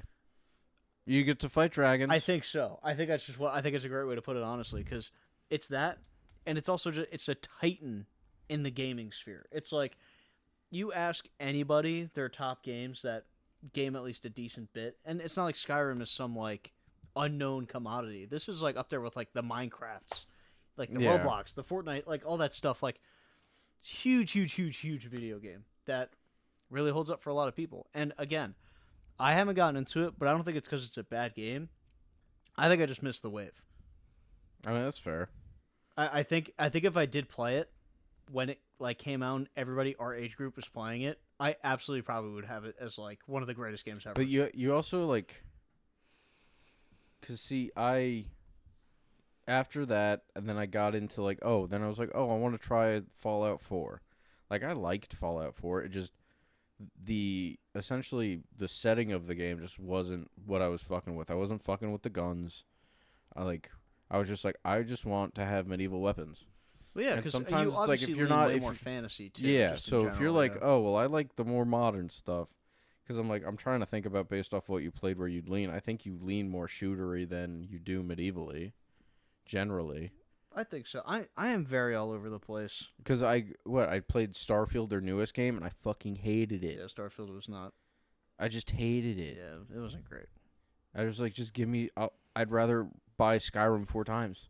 Now, if would. it was medieval weapons in space, Oh, then I'd be for it. we'd be cooking. Well, see, I think they've been pushing out a mod to turn Starfield into essentially Star Wars. Yeah, I've seen that. I've been looking into that. I was like, That could actually be very fun. Yeah, because it'd be Star Wars. Yeah. But yeah, I won't beat the dead horse by just saying it's just so It's a good. classic. And then you just have mods now too. It's just I I had Thor's part of the hammer game. for a bit too, and I was just throwing that shit. So fucking Wah.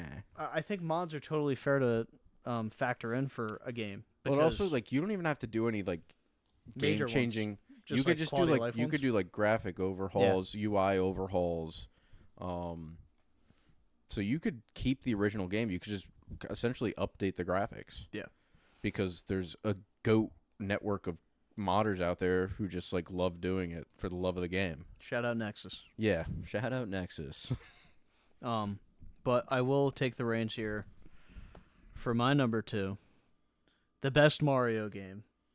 My absolute favorite. It's the pinnacle of Mario Sunshine, which I believe is widely seen as the worst of the 3D like platformer Mario This is games. why my list is correct. Yours is wrong. Apparently. And yours is even more wrong. So Mario Sunshine is so important to me because growing up, like, so my cousin Jake, who is very similar to me, he's probably the only person I know that maybe has played Mario Sunshine more than me. And he's not like a hardcore gamer or anything. He just loves Mario Sunshine. It is very nostalgic for me because it is family oriented, but also just the actual like arena of the game, the gameplay using FLUDD and the 4 different nozzles. Like, there's just so much variety in a game that actually doesn't have that much. Like, they do it so well. It's very simplistic. It's, hey, we give you these like 4 tools. You need to work your way out of the situation using these, and you have to defeat this boss. And you also get Shadow Mario, which as a kid I saw Shadow Mario, and I was like, oh, that's fucking sick. That's like the coolest looking Mario ever, because it's just Mario, but like almost like prismatic, like glass looking. It's really cool. And obviously goes into one of my favorite boss fights ever. But even just like some of the lower tier like boss fights, like I actually had to look up the name because I didn't know the name off the top of my head. Because there's a specifically in Delfino Plaza, if you jump on top of the buildings, there's one pipe with a pineapple in it, and when you eventually get Yoshi, he can eat it, and you can hop on the pipe, and it takes you to like this like coast, or I should say beachside like mansion kind of thing. And when you first get in there, the way you have to like unlock the area is this thing called Phantom Manta, which is this big manta ray, but it almost acts as like a shadow that keeps creeping up on the shore. No. But if I recall, he's like pink. And obviously you gotta there's a bunch of little ones that you have to like spray down and stuff. But it's just every single enemy in the game feels unique in their own way, where you're just using the same techniques to kill them all. But it's just the uniqueness of the characters just make it so much more fun. Like, even like the stupid trial stuff, if you want to go for all the stars, I think it's 128 of them, to get like the 100% completion, it's like Chiefs. it's a grind. Chivos? Chivos. If you want the Chivos. But I forget. I want to say it's like 80 something stars you need to like just beat the actual game. Maybe it's more. I can't remember. I think the last time I beat it, I got like 100 something, low 100s. But oh man, there's just so many fun areas. Like the amusement park area, I think is so cool. Like it really felt like, because I know nothing about the developers from Nintendo that made the game. It felt like they really were like, hey, let's just make like the coolest, most fun Mario game we possibly can at the time. And they did. And it's just everything I could want. It really is. Even the stupid mission on the beach where you have to worry about the giant watermelon and like moving it. Like even the dumb missions that are tedious and annoying are rewarding and fun. Like there's never a point in those games I can get annoyed and frustrated, but I'm always happy that I did it. Yeah. So that game holds a very special place for me. Mario Sunshine is one I can always go back to and never be like, oh, I'm not in the mood to play this. I will always boot it up. But there's one game that supersedes it, which we will get to after our sponsor. And our sponsor. Our sponsor is our honorable mentions. Honorable mentions. The things you wanted to talk about but couldn't. So you honor them by mentioning them before you mention the big things. Use code BUSTED for 20% off at checkout. Link below. Speaking of link. Oh, you have Zelda? I do not actually. Oh. I haven't played those games enough, and they'd definitely be up there for me. I know that, but I just haven't played them. But I'd say just rip through your 15 through 11, and just. Oh, my honorable mentions aren't technically in order. Oh, that's fine. Because they're honorable mentions. The things you wanted to talk about but couldn't. Yeah. So I have essentially, I kind of blanketed this, but it kind of almost covers too many games. So like we talked about the Lord of the Rings, Two Towers, Return of the King. I'm kind of just blanketing them into one game. There's like just Lord of the Rings games. I almost wanted to just say put Shadow of War, Shadow of Mordor in there.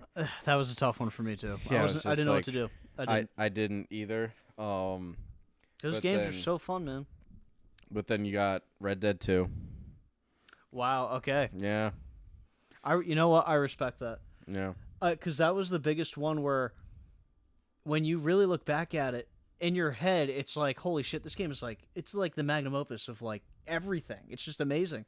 But then you look at all these other games and how much nostalgia you have for them, and you're like, fuck, man, I don't know where to put it. Yeah.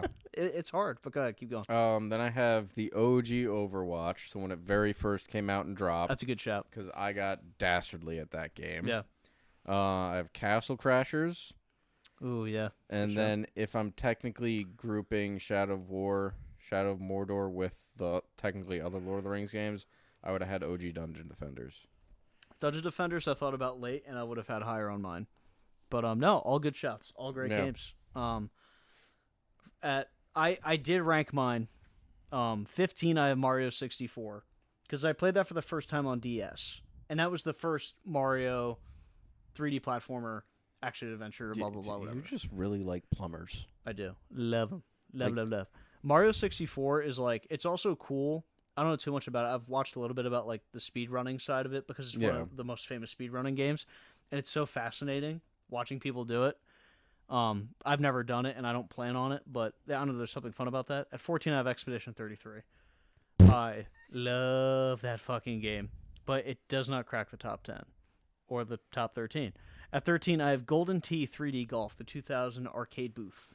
It is genuinely, dude, I want to buy one so bad. If there is ever one in my sight, I am there and I am playing it. Right. Growing up, going to the bars and stuff, and like the family restaurants we'd go to, if there was one there, I was on it. I fucking love it. It's so fun. At number 12, I have Super Mario Strikers. The soccer one? Yeah. That game is probably the second best I ever got at a video game. Yeah, you beat my ass fucking wholesale every time we played. It honestly, quick stupid story for my cousin's bachelor weekend. He has another friend who, because I did the same to him and his brother, where I just beat the shit out of him in Super Mario Strikers all the time.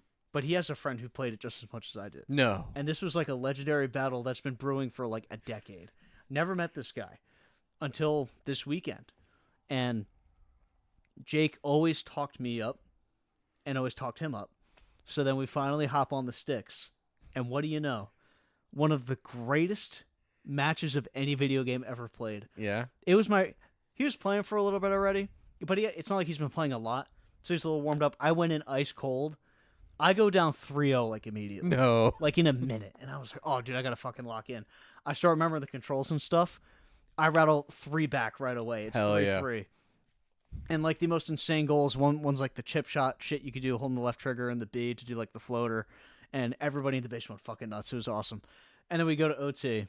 And sadly, I end up losing. No. But it was the most, like, we had the entire group of guys watching this game, fucking drunk or high, whatever, being, like, freaking out. Like, this was like the Super Bowl. It was absolutely amazing. I love that game so much for that moment, but also all the other moments of just grinding it and playing with friends. I love those kind of games. That was like the one game Joe could beat me at, too. Because I taught him the cheese, I think. Probably. Yeah. That's a game I wanted to play everybody at. I just... Not even wanted to beat ass. It's not even that. I just loved playing it so much, I wanted other people to play it. I don't like I think it was Wii U that came out with one. Didn't like that one. And then they came out with one for Switch I haven't bought, but I feel like it wouldn't be the same. And then my number 11, I have Dark Souls 3. Really? Yeah. You whore. Yeah, that was a tough one. That one was teetering. I ended up going Galaxy over that. But Dark Souls 3 is like, oh, man, it's just so amazing. Especially now that I've played Dark Souls 1 and Dark Souls 2, at least the main part of them, it means so much more. Mm-hmm. Not enough, apparently. But I just don't think as a video game it truthfully holds a candle to like Elden Ring, because that's the only thing I'd swap it out with, like on the list, because it's the same genre. So and I obviously move stuff around. You're just a size queen, aren't you? I am. Stupid. So stupid. So I'm just. I don't even think we should finish this. Hey, you want to? Unfortunately, that's all the time we have today, Bust. You want to drop that bomb on me and just be like, "Oh yeah, let's just talk," you know? How can I even look at you? And that's exactly why I put it my number 11, because I figure we can go right into your number 1 video game of all time. This is why my list is right and your list is wrong. Because my number 1 game is Dark Souls 3. Yep. Because it was so beautifully put together. The bosses live in infamy. Infamy. People have played Elden Ring but not Dark Souls 3 because they're scared. They're scared. They know what awaits them. What's his name? We don't even know. We only think we know who we might be. Only legends have been told of this man who rides a drake in the sky, shoots, throws lightning bolts like he's Gwen. You don't even know. You don't even know. They don't even know. Yeah, they don't know. And you don't know because you're Apparently I don't stupid. know. You're stupid. I'm stupid. I freaking stupid. And I didn't use freaking code busted at 20% off. Stupid. And this game fucking lose my came out in 2016. What a year. And you're trying to compare it to fucking, oh, look at me, I got all this stuff. Yep. I got all this stuff and things. It's like, oh, I don't know. Is the Dancer of the Bulwer Valley in your game? No. What about Vort? No. Where's the High Wall of Lothric? That's a great question. All great shouts. Where's Ocelot? I don't know. I can't even see Ocelot, him in bro. the game. He's invisible. Yeah, so is that fucking baby. Yeah. Tired of the shit. That's Ocelot. Yeah. Yeah. It's just, I'm so disgusted in you right now. I'm trying to talk about a game that you just can't even list. Well, I did just. Yeah, outside. but it's an honorable mention. The stuff you couldn't talk about. I can't get so inside the you're talking about club, but it's in line. It's next. That's why it's in my club. You lost business, sir. Because I'm a businessman. This was the one I got, like, the Pedro went like, whoa. Like, he did not expect this to not be in my he top hasn't 10. played Dark Souls 3 yet, has he? No, but I obviously talk about Dark Souls 3 a lot. Not as much Yeah. as you do, obviously. Like, I've played it, and I fucking love the game. No, but I mean, I think, honestly, the fact that I've played it so many fucking times, it would be criminal not to put it up here. Because I don't think I haven't played any game that many times than I would have Dark Souls 3 just because it was just... everything. It is. It truly is. It's so good. The story it tells when you actually look into all the lore. Oh my god.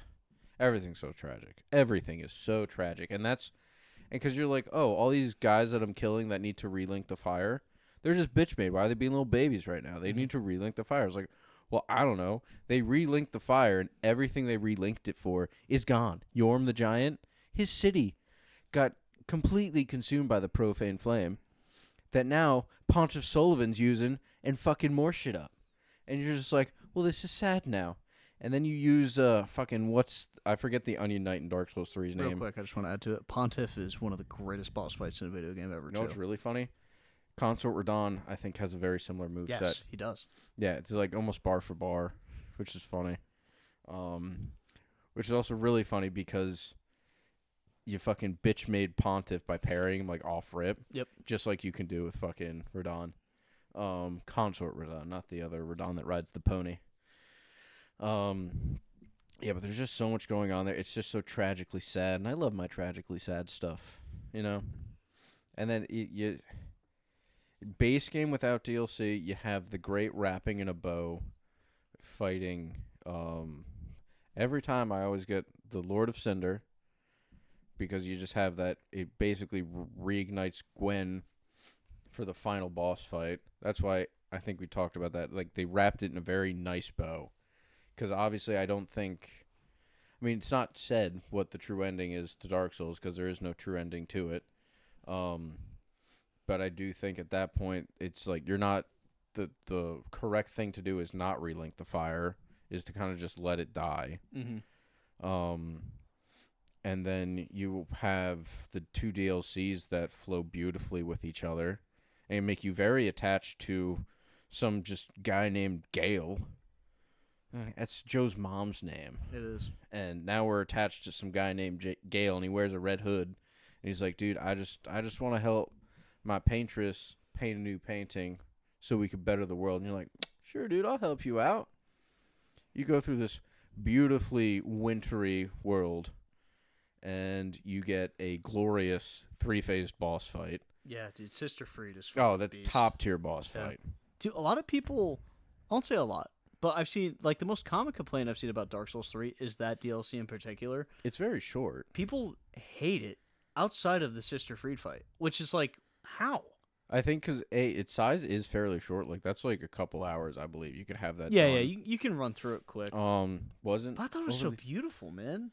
Yeah, The only see- thing I could see, like, truly complaining about is when you just drop right in, and, dude, you're Michael Vick in that shit. You're like, it's fucking rough getting out of there. Oh yeah, it's a shit show. But like that, also that's what you signed up for. Yeah. Also, I don't think they were seeing big picture because it seemed like they had this storyboarded for this to flow right into the Ring City. Yes. So like obviously once you finish that, you're like, oh, that you go talk to the painters again. It's like, oh well, Gale went off somewhere. You're just like, well, what do you mean he went off? Like what's the Ring City? Mm-hmm. Like fucking ugh. And then you have that DLC come out, which literally just continues the rest of the first DLC. So you could think about them as two separate DLCs, but they're one story. Yep. And then you have and Medeir's story is fucking tragic too, dude.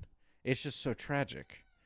I'm not gonna talk about it. I could talk about it, or I can't talk about it. It's tragic.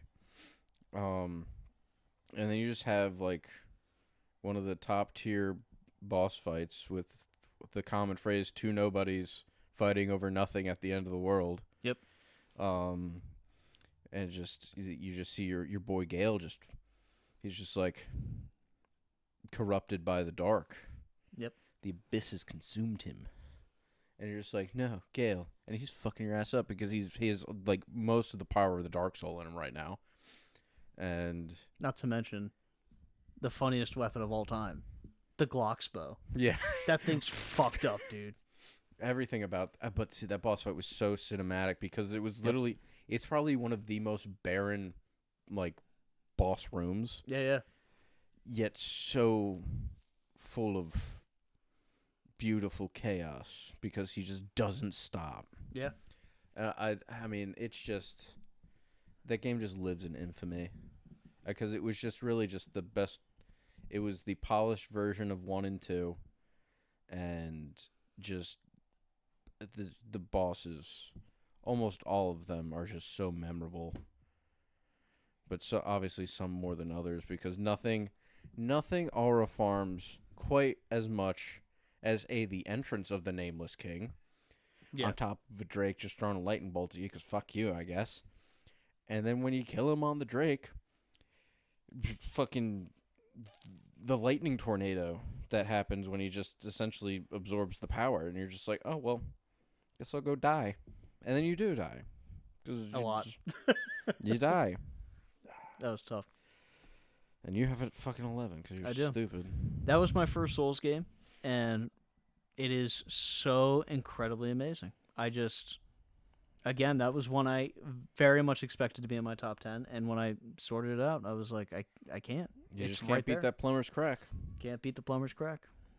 Now, to tie this episode up in a bow, It's Smash Bros, isn't it? it's not Smash Bros. It's Mario Kart. It is the most formative video game for me in my real life and has shaped my number one actual hobby.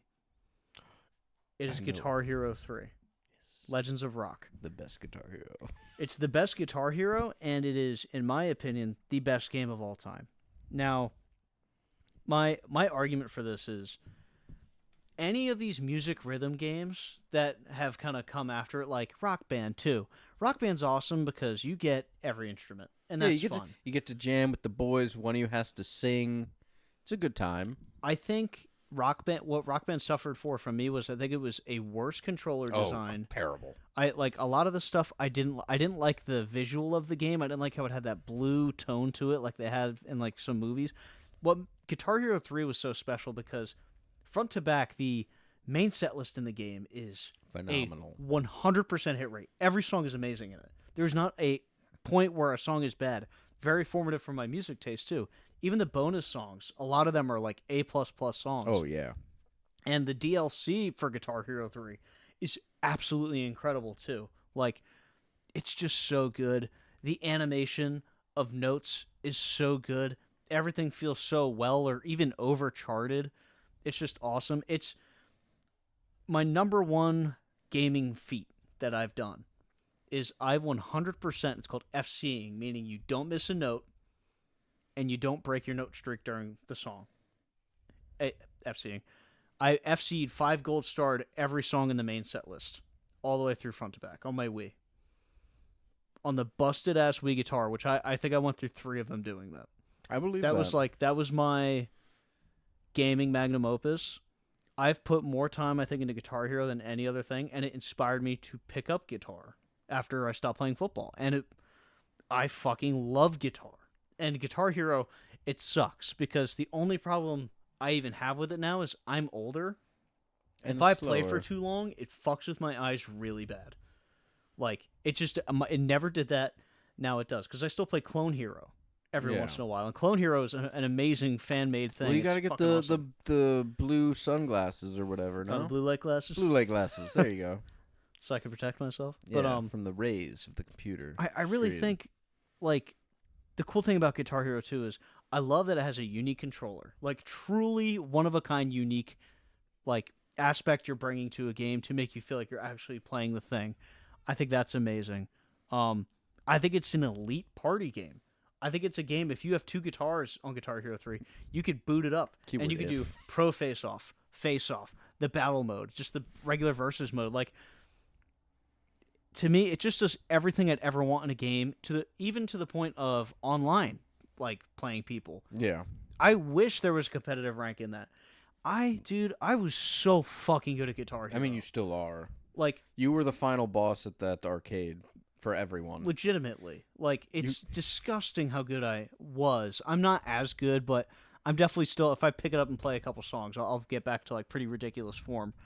But, like, I will never, the hardest one, actually, for me to FC was Cult of Personality, which isn't, like, that crazy of a song to do. It's just the solos are so bulky, because they're just long, especially Yeah. the second one, with a lot of, like, fast notes kind of flying everywhere.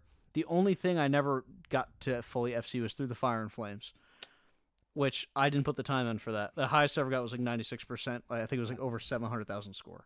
I think it's time to clock in. That is something genuinely on my, like, I need to do that at one point in my life. That'll be like, Probably sooner rather than later, though, because... oh yeah, the eyes are just going to keep getting worse. And your fingers are going to get slower. Yeah. So that is on the list of Probably things I locked have it to in. do. But Guitar Hero 3 was so genuinely formative for me as who I am as a human. There's no narrative to it, really. There's a career mode. But, I don't know, it truly formed who I am. And I think that's cool that a game that didn't have that did that for me. Because you're the guitar hero. Because I'm the Guitar Hero. Wink. I'm not supposed to say wink when I wink. It's like... Blink. I think, yeah, fuck! Fuck! But anyway, yeah, so that wraps up the list. I think what I'll do, I'll compile both of our lists, put them side by side here, so I'll write them out so the fans can look at them. Don't skip. This is, if I swear to God, if any of you fucking weirdos skip to the end of the video and don't watch us talk bullshit for 2 hours, however long it's been, How would they know that we're posting lists at the end? because they can read our minds. No, they can't. I'm wearing a tinfoil. Oh, you're wearing a tinfoil. Yeah, this is a wig. It's a wig of foiled tin. I colored it my hair color. Unfortunately, I have aluminium, but it's inside my brain. I think I'm dying. Anyway, I'll make 2 lists, and I'll put them up. Like I said, I have like 70-something games on here. A lot of them aren't worth talking about. The only thing I wanted to mention, too, was another game I thought would genuinely end up in my top 10 was actually I'll say 2. Baldur's Gate 3 fell at 16 for me. And Baldur's Gate 3 is fucking amazing. First like kind of game I played like that, and I absolutely loved it. I've only played it through once though. The other one was Cyberpunk, and that fell really far for me. It fell all the way to 33, which I couldn't believe. I mean, that's okay. And that game fucking rips. But anyway, that kind of wraps it up from us, from an absolute beefer of an episode.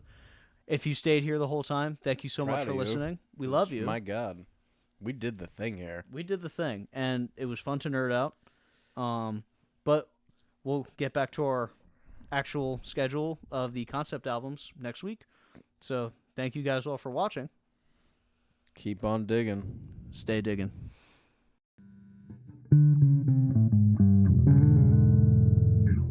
What if we do 2, 5, 6, 3, 7, 8, 9, number 1, then we reveal our 10. We reveal 10 live. You're a genius.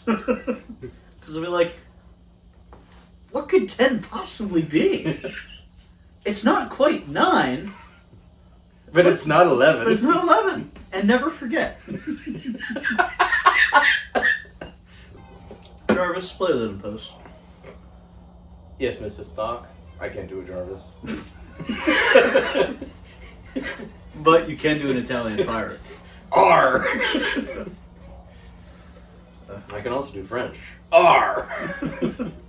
That's pretty good, actually. Oh no! See, that wasn't a French pirate. A French pirate goes, "I surrender." True. I surrender. Goodbye, sperm.